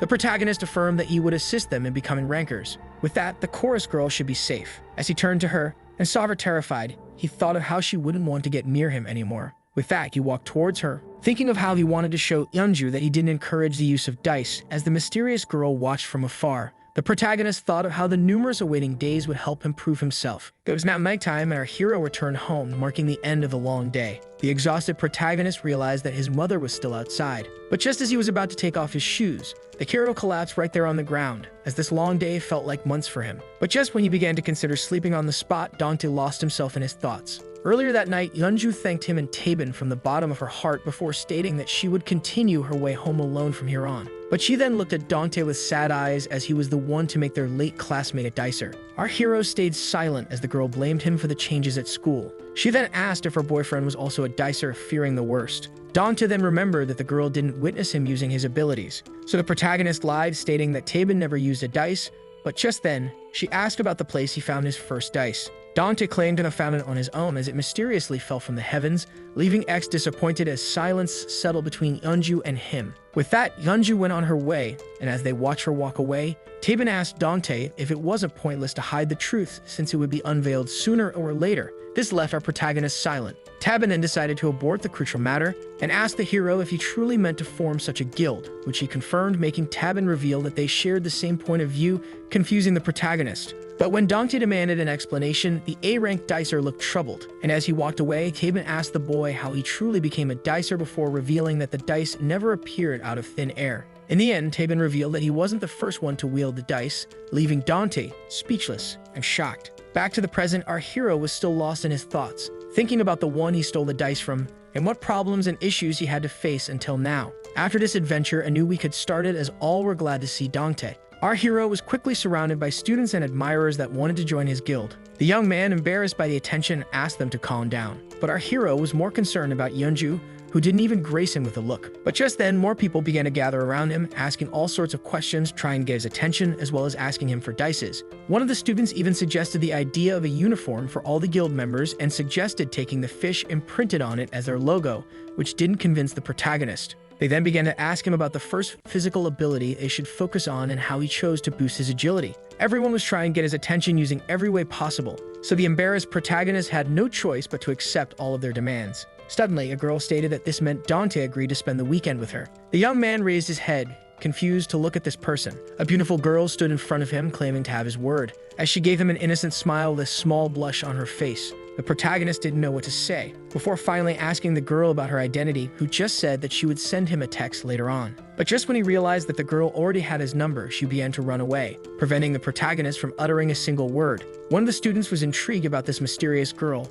so another one revealed that he was surprised to learn that this was their classmate, Mio. As Dante tried to recall her name, the two boys discussed how she was unrecognizable due to the fact that she was also a dicer. When the dice first began to spread, she was one of the many students who didn't attend school for a short time. The class was shocked to learn that this was Mio, yet the students still had trouble remembering her. The girl was first known as Eunju Dui. This made the student remember her as the fat girl with pimples and glasses who spent all her days studying, rendering him shocked, seeing how much she had changed, as she became totally unrecognizable. Dante recalled stumbling upon her once, as his classmates began to laugh when one of them revealed that he used to call her a pig. Mayo's classmates began to talk about how it was rather disappointing to know that the fat girl only became pretty by the power of the dice, as they compared her to an unused lottery ticket. But just then, one of them pointed out how celebrities resort to plastic surgery, and that they should salute her efforts, stating that it must have been challenging for her to change like that. They then began to discuss how she must have achieved lots of quests, and one of them revealed that he rarely received quests, pointing out how odd it was.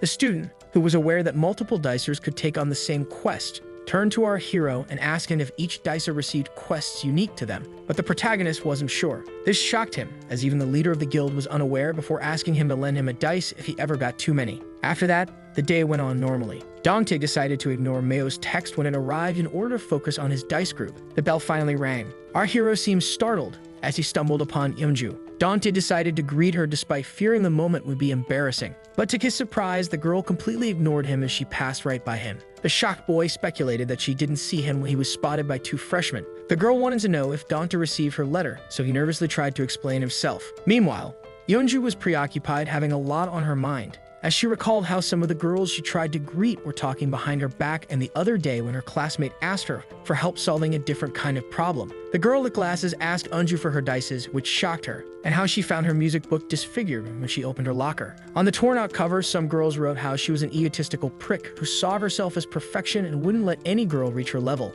But Eunju decided to take a deep breath and drive away all the negativity. Once in front of the chorus room, the girl opened the door, immediately apologizing for being late. But to her surprise, the room was empty, making her feel uneasy. Just then, a couple of female dicers were passing by when something caught their attention. The three girls recognized Eunju as the target of last week's quest, stating how unfortunate she must be. They then began to talk about how prideful she must be since, according to rumors, she saw herself as too perfect to use her dices. Seeing this, the girls discussed if they should scare Eunju in order to get her dice despite the rules of Dante's guild, but one of them claimed to not care about his conditions. Worried, Eunju hopped on her phone and began to text Tabin about the music room being empty, to which he suggested that it must not be training day, but the girl doubted it since the competition was up ahead. Eunju, who decided to wait for the rest, then asked her boyfriend where he was. When suddenly the door opened, making the happy girls speculate that the rest had finally arrived, it wasn't the case. Eunju was left confused as three total strangers walked into the chorus room. The female dicers presented themselves as freshmen who had a question to ask, making Eunju grow worried. But one in the front accused the once popular girl of drooling on her reflection, while the other two tried to hold their laughter. Eunju began to fear the worst as the female dicer cracked a smile full of malice and pulled out a razor blade, leaving her terrified. Just then, someone walked by the classroom and heard Eunju screaming in distress. Having recognized the voice, the girl rushed inside. Mio quickly opened the door and was left shocked by what she was seeing, having noticed the razor blade. Mayo walked in on the bullies trying to restrain Eunju's arms and legs in order to harass her. The chorus girl turned her gaze to find her classmate stepping through the door. Seeing this, one of the dicers warned Mio that she had a razor blade. Eunju watched in silence as the bully grew scared of Mio's gaze. Just then, to everyone's surprise, the girl began to walk out of the classroom. As she walked away, Mio could hear the bullies laugh, having speculated that Mio was unwilling to help Eunju. And so, Mio stopped. The annoyed girl felt obligated to do what was right. With that, she returned to the chorus room, ordering the bullies to stop, and when the armed one tried to cut her, Mio struck her with a powerful kick to the wrist, making the razor blade fall from the girl's hand as she agonized in pain. She then asked them if they really wanted to keep fighting, and so the scared bullies decided to run away, leaving Mio alone with Eunju to thank her. But just then, the dicer burst out in anger and began to scream at the chorus girl for being such an easy prey to the numerous dicers with her unused dice. As Eunju apologized, Mio turned her gaze to the razor blade, and when asked if she was harmed, the chorus girl affirmed that she hadn't been injured. Mio then stated that this made them even, which confused Eunju. The dicer revealed herself as Mio to her classmate, who was glad to see her. Eunju revealed that she grew worried since Mio had been absent for a while before pointing out how she became a dice user. But the female dicer found it ironic how she didn't mention how much she had changed, unlike the other students who began to gossip about her. Yet when Eunju pointed out that she liked the old Mio, the dicer didn't want to hear any of it.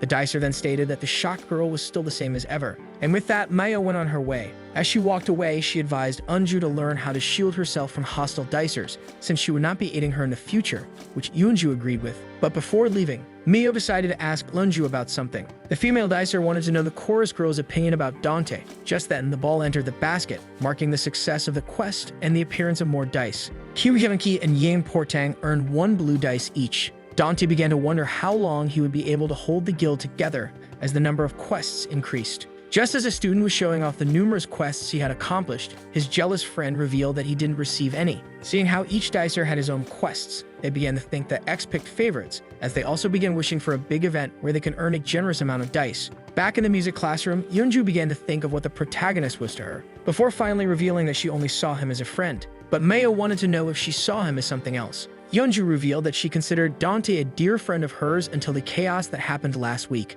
Mio deduced that this was due to him saving her, but Eunju was unsure if he just protected her in order to complete his quest. This made the female dicer burst out in anger since the chorus girl related the protagonist's selflessness to a simple quest. Eunju was then shocked upon learning that the guild was formed in order to protect her, leaving her to reflect in silence. But in the end, Maya was relieved that she only saw Dante as a friend. Mio then revealed that she didn't think that being a dicer was a sin, which is why she couldn't comprehend why Eunju rejected dices. Since all the girls couldn't be as happy and beautiful as her, all of them tried their best in the best way they could. As she walked away, Meo stated that Eunju was graced with everything this life had to offer. The chorus girl watched the female dicer walking away, unable to utter a single word. As frustration began to build up inside her heart, Eunju revealed that life didn't gift her everything. Dark clouds began to appear in the sky, making the students realize that the rain was near. But Dante just stared at the dark clouds with something in the back of his mind. Meanwhile, in the library where Tabin was doing his research, the game master stated that the young man was pushing himself too hard since he already had 5 available quests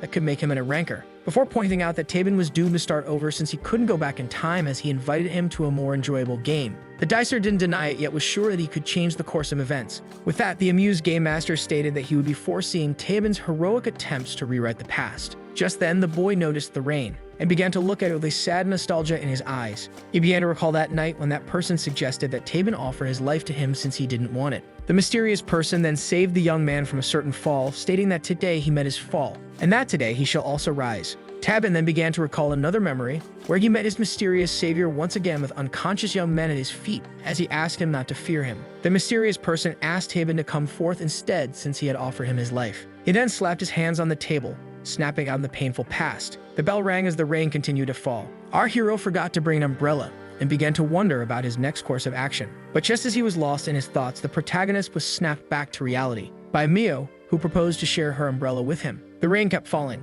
The snails enjoyed such weather while people went on normally about their day. Mio decided to break the silence, asking the protagonist, who had been standing in the rain, if he didn't like sharing an umbrella, which he nervously denied, so Mio asked him to get closer. With that, the two dicers were now shoulder to shoulder, and since this was his first time under an umbrella with a girl, Dante began to blush. The protagonist decided to break some ice, and so he pointed out how Mio must have gathered a large number of dices and asked her when she became a dicer, making her expression change. She revealed that she started the day Byungchul fell to his death, making it even more awkward for our hero. Dante let out a nervous laugh and changed the subject, asking her opinion about the guild she had just joined. But to his surprise, she wasn't a part of the guild. This made Dante compare his failed conversations to a baseball match. But just when he was about to give it his last shot, Mio interrupted him, wanting to ask him a question. Dante was left shocked when the girl asked him if he was in love with Eunju. With a red face, the shaking hero began to make excuses, stating that the girl was already seeing Tabin, so he wouldn't set his sights on her, making Mio think that he didn't like Eunju. The nervous young man tried to claim that he only saw her as a friend and that all the boys liked her.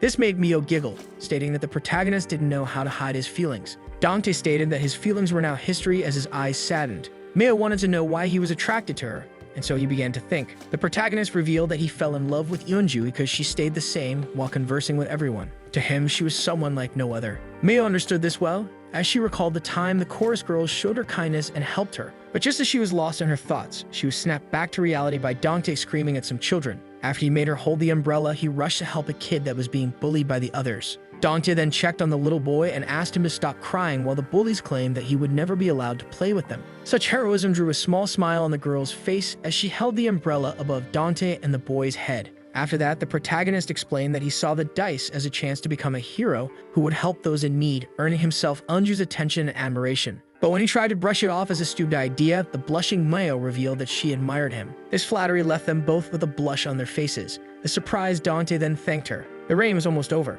The protagonist thanked Mio for the umbrella and stated that this was where they would part ways. Mio then shyly proposed to walk him home. Dante began to panic and with a face as red as a tomato, claimed that he would be home alone and that he lived in a bad neighborhood, so it might not be safe, making Mio misunderstand. The protagonist quickly tried to apologize. Mio then shyly proposed to walk him home and even suggested making dinner since she enjoyed cooking and knew that he was home alone and with a blushing face. Just as he was about to accept her offer, the rain suddenly stopped. Our hero was surprised by the last droplet hitting his cheek. The rain had stopped and a cloudy blue sky roamed above their heads. Dante then noticed that the rain was gone, before bursting out in laughter, along with Mio, and so the girl closed her umbrella, stating that it was now useless and that she enjoyed spending time with Dante. To his surprise, this was also Mio's first time using an umbrella with a boy. This left our hero speechless. With that, he wished her to return home safely as she reminded him that he promised to hang out with her on the weekend, but just then, Mio remembered that Dante had asked her opinion about the guild, and after a short silence, she revealed that she couldn't comprehend the idea of referring to it as a type of utopia.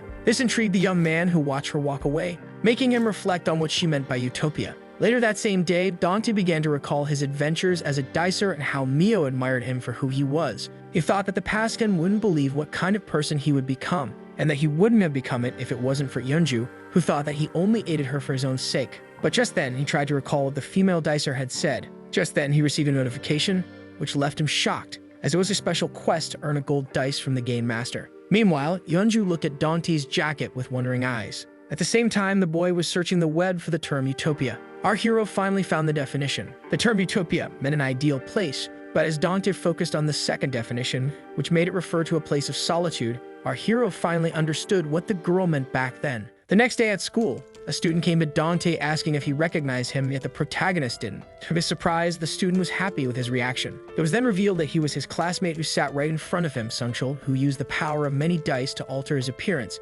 implying that he had completed many quests. At the same time, a female dicer was telling her two friends how they should improve each trait of their faces separately. Meanwhile, an arm wrestling match quickly ended with a crushing defeat that shattered the desk. As the loser asked his opponent how many skill points he used on strength, someone warned them not to damage the desks, while another student informed his friend that he was going to use his blue dice in order to pass today's pop quiz, and that he improved his luck to obtain better rolls. Most of those who attended this school used the power of the dice, which became the very foundation of their society. Yet Eunju still refused to become a dicer, but the shy hero decided to settle this matter another time. After that, the students played a football match. Just then, one of them showed the tired Dante something on his phone. Byungchul began to ask about the gold dice and if it granted special abilities similar to Dante's power. The protagonist was shocked to see that there was a quest to earn the question mark dice. This made a crowd of dicers gather around the lucky boy in order to see it for themselves, yet Dante was more interested in the quest itself. Yet Byungchul became nervous and hesitated to unveil the requirements to the protagonist. This piqued the ranker's curiosity,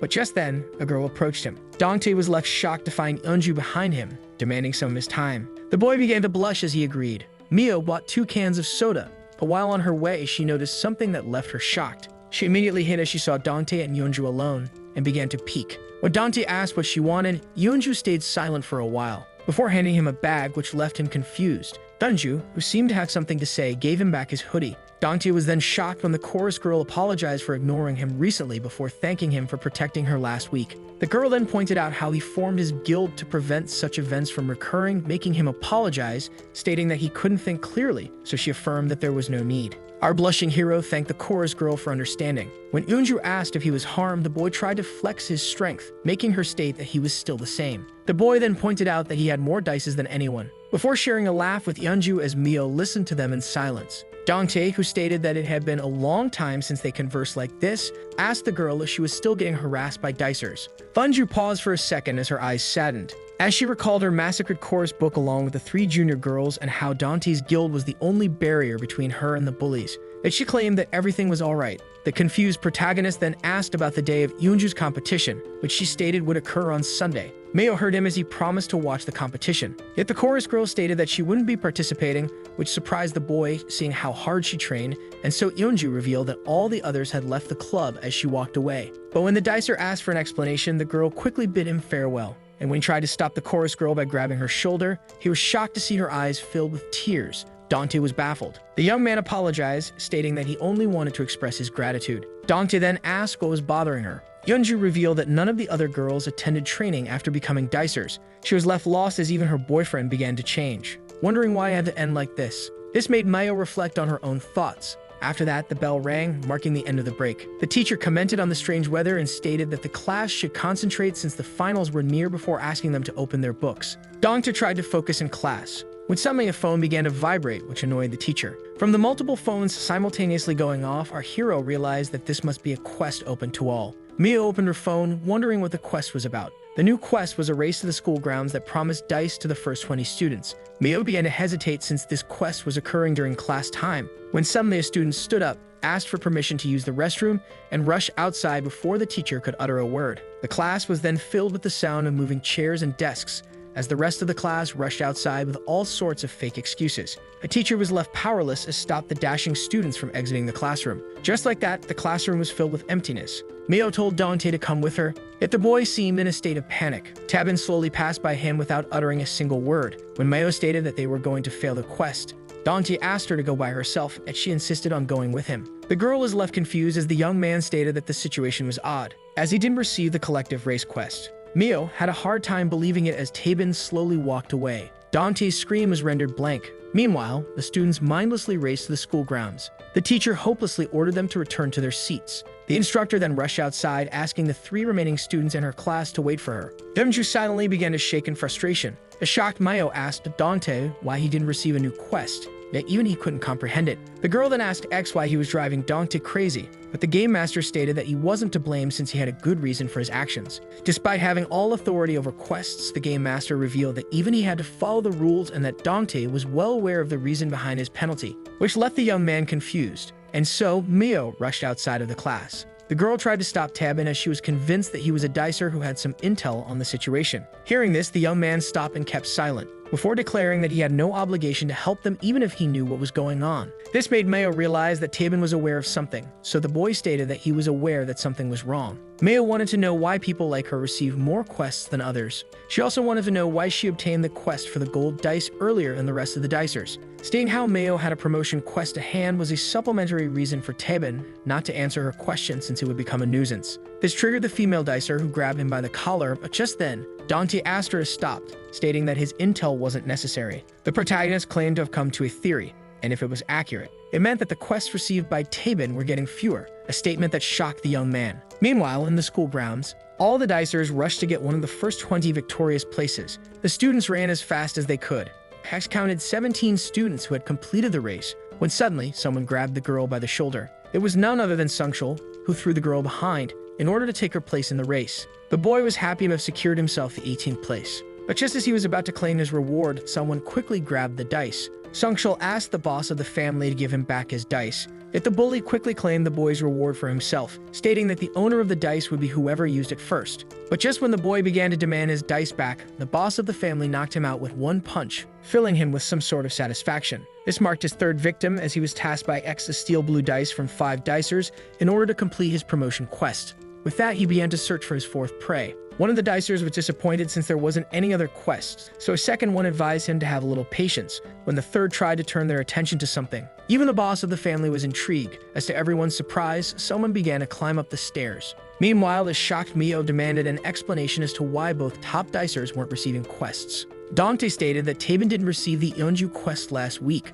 which he unintentionally confirmed with his silence, making him recall something Byungchul had mentioned. The late dicer stated that every dicer received quests proper to him that reflected his true identity. At first, the protagonist compared it to a game where one chooses the race of his character, but he then began to wonder if there were also conditions. Dante speculated that the dice didn't just appear out of thin air, but were instead made using a type of energy source, which intrigued Mio. The young man theorized that the obvious reason behind his immediate transformation and X sending him fewer quests was that he himself wasn't the same as he once was. Meanwhile, the student continued to climb the stairs. One of the dicers recognized him as the student council president. After clearing his throat, the student council president boldly announced the X Sports Festival before ordering the baffled crowd to begin clapping. This triggered the dicers, who demanded that the president get down this instant. But as they rushed to take him down, he claimed that the game master himself had tasked him with this. The student council president then showed his phone as proof that X gave him the quest of announcing a quest. But the dicers, who normally received the quests on their phones, began to complain that the president had to announce this one.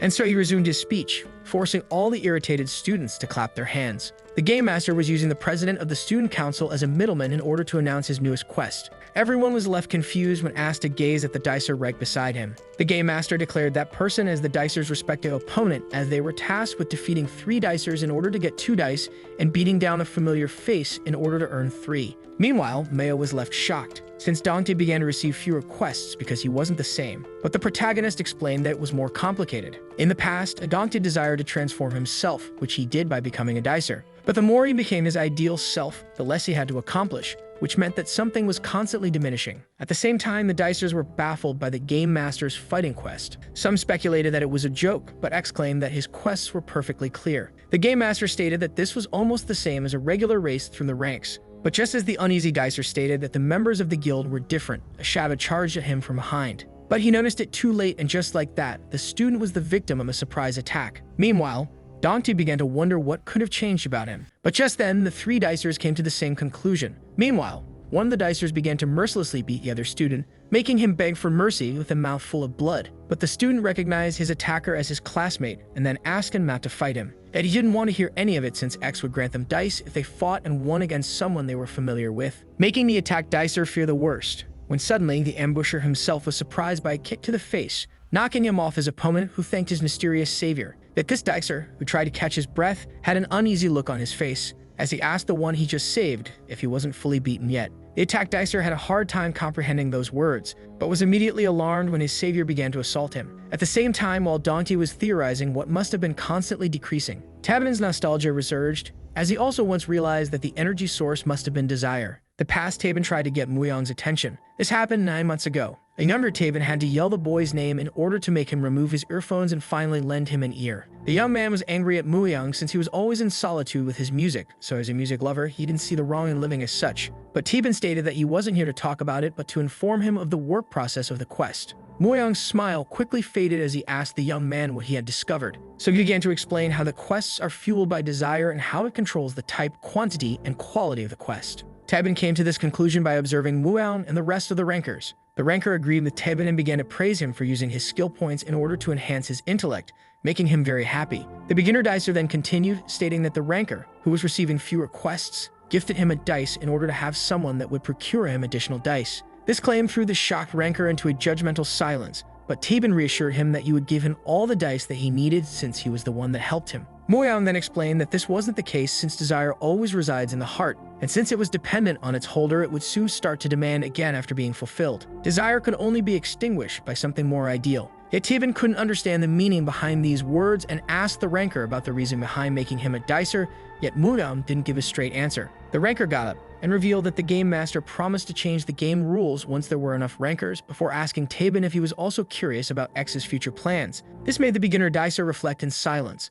Muyang then excitedly suggested finding all the rankers and teaming up with them at the right moment before stating that Tabin should sharpen his appearance in order to shock his bullies. With that, he proposed going to meet the others, which an excited Tabin agreed with. But from that day on, Tabin could no longer predict Muyang's plans and thoughts, yet when he finally understood it all, he was left too shocked to process it. An agonizing scream echoed through the cloudy sky. The poor boy that was being lifted off the ground by the neck began to beg for help, before crumbling right before the shocked Tabin's feet. The young man began to shiver in the presence of Muyang. Another boy ordered the girl behind him to immediately flee once he deployed his powers, and so the ranker activated his special ability, allowing him to tear parts of the ground.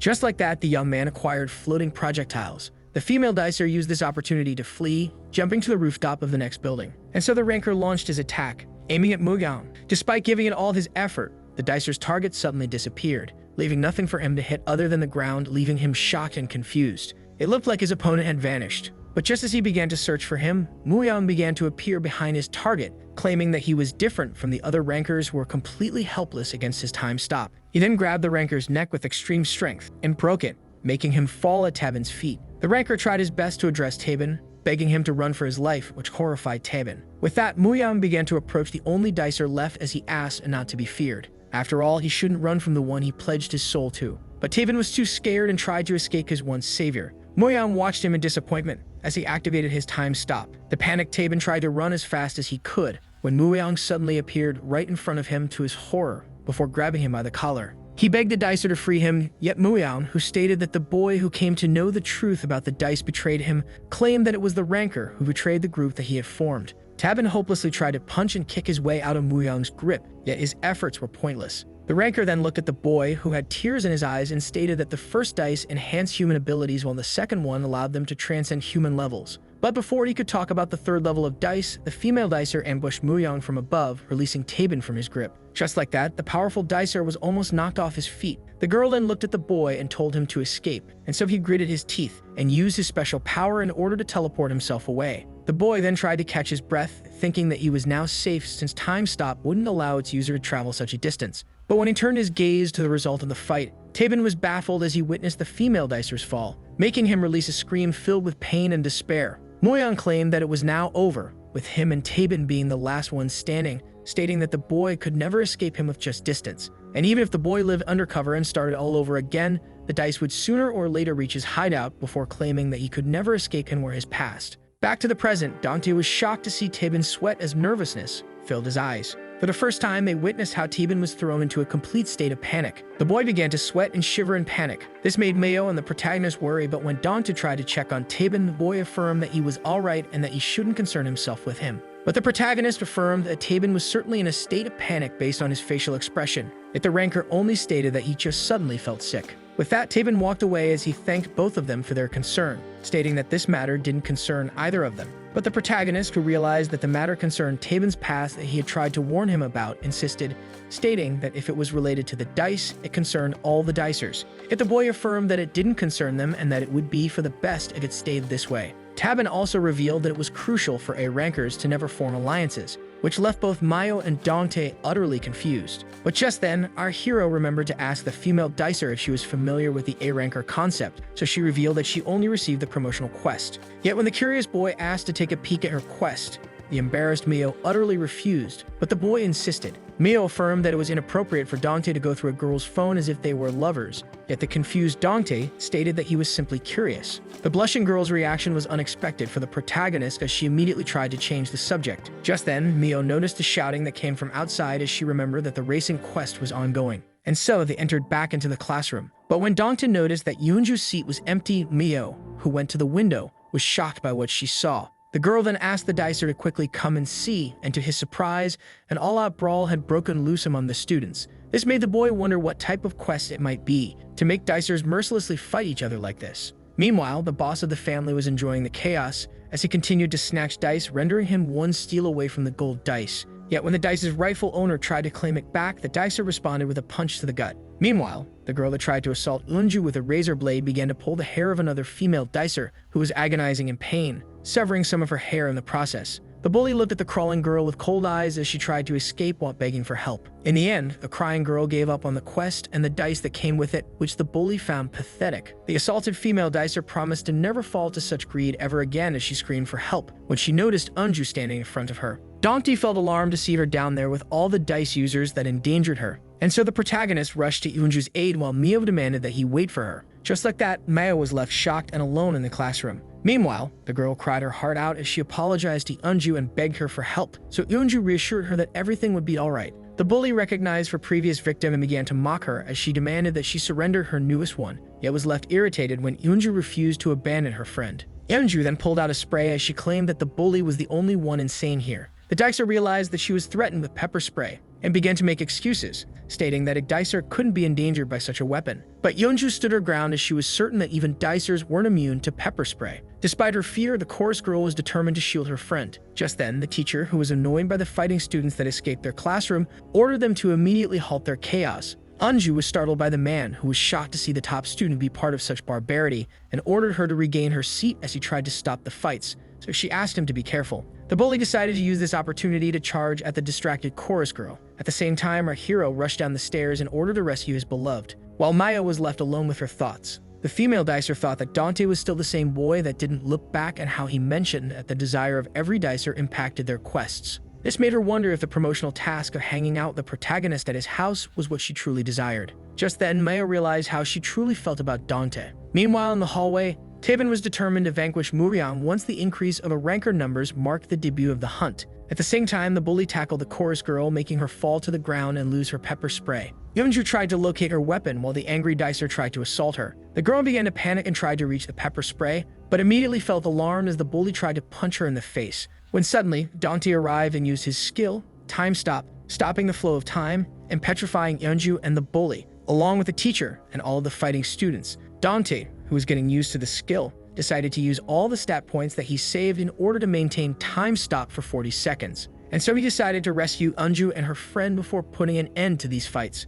But just then, among the petrified students, a shadow began to move. Our surprised hero was certain he had seen a figure moving. This left the protagonist confused since he clearly saw a moving person, and so he began to call it out. Yet no response, so he screamed once again. But all he could hear was the silence created by Time Stop. The game master then jokingly implied that the ranker was just fooling around after freezing time. This made our hero speculate that this was all the fruit of his imagination. But just then, he was surprised as his time freeze reached its end, which resumed the flow of time for Eunju and the bully. But just then, her fist was intercepted. The bully was shocked to see Dante appear out of nowhere to intercept her punch. Eunju was also surprised to see the protagonist. The female dicer began to shiver in fear as Dante, who didn't want to harm girls, ordered her to stay away from Eunju. Just like that, the bully ran away. And so the crying female dicer then rushed to hug the chorus girl and apologized for giving her the cold shoulder in fear of being inferior to the others in case she didn't become a dicer. The girl was really grateful to Eunju, who came to her rescue. But the chorus girl affirmed that Dante was the only one to thank.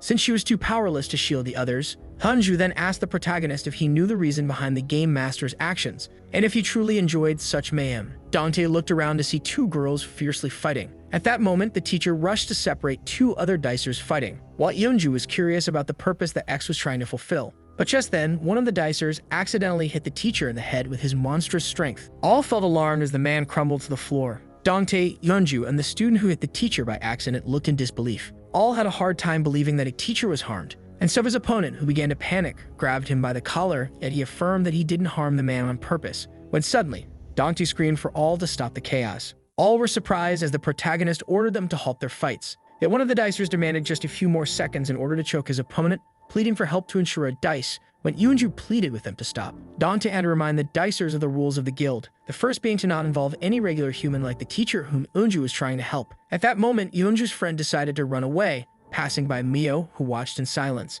Dante affirmed that he wouldn't accept this barbarity and that they should forsake the quest if it brought harm to each other, when suddenly someone shouted to stop the fights, seeing how the teachers had arrived. But while X was disappointed in the instructors interrupting his fun, some of the students also wanted to stop the quest, while others like Byungchul were annoyed by the ranker who could order them around. The boy was certain he could complete more quests if it weren't for the protagonist. Byungchul speculated that Dante only wanted to become their leader by forming the guild while wishing to have the same rank as him. He then recalled when Dante asked him about his promotional quest, that he couldn't bring himself to answer, since his task was to destroy the protagonist's guild and create discord among its members. Byungchul began to seriously think about it in silence. Dante then stated the second rule, which consisted of every dicer assuming the weight of his actions during quests, before adding how careless it was to purposely harm friends, then asking them who would take the blame. The sun began to set. Inside the principal's office, the principal was furious at the teachers who couldn't discover the reason behind their students' terrible behavior, and so they tried to explain themselves, stating that none of them talked when interrogated as if they were under a sworn silence.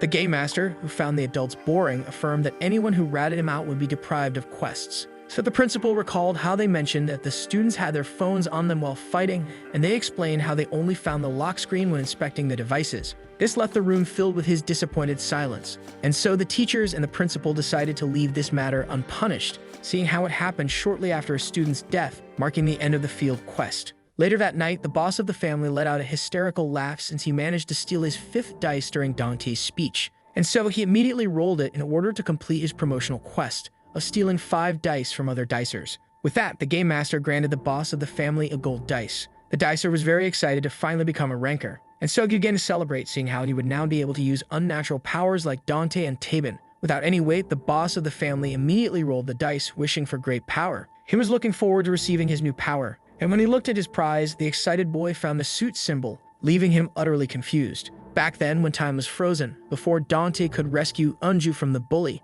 our hero could have sworn he saw a moving figure. But just then, in the frozen chaos, he noticed a shadow standing among the frozen dicers. Our hero was shocked as he was face to face with Muyan. The protagonist then asked the shady man about his immunity against time stop. Dante was still in shock, yet the air ranker didn't bother to give a true answer. Just then, Muyan charged at Dante and jumped into the air, ready to deliver a destructive punch, which resulted in a catastrophic injury. When suddenly, Dante woke up in sweat. It was now morning and he was glad to learn that it was all just a nightmare. Just then, his phone began to ring. As someone texted him, it was none other than Mayo checking if he had a good night of sleep. Our hero just looked at the text before turning to his calendar. This Saturday, the protagonist had to attend Eunju's competition, but on the other hand, he also had to spend time with Mayo.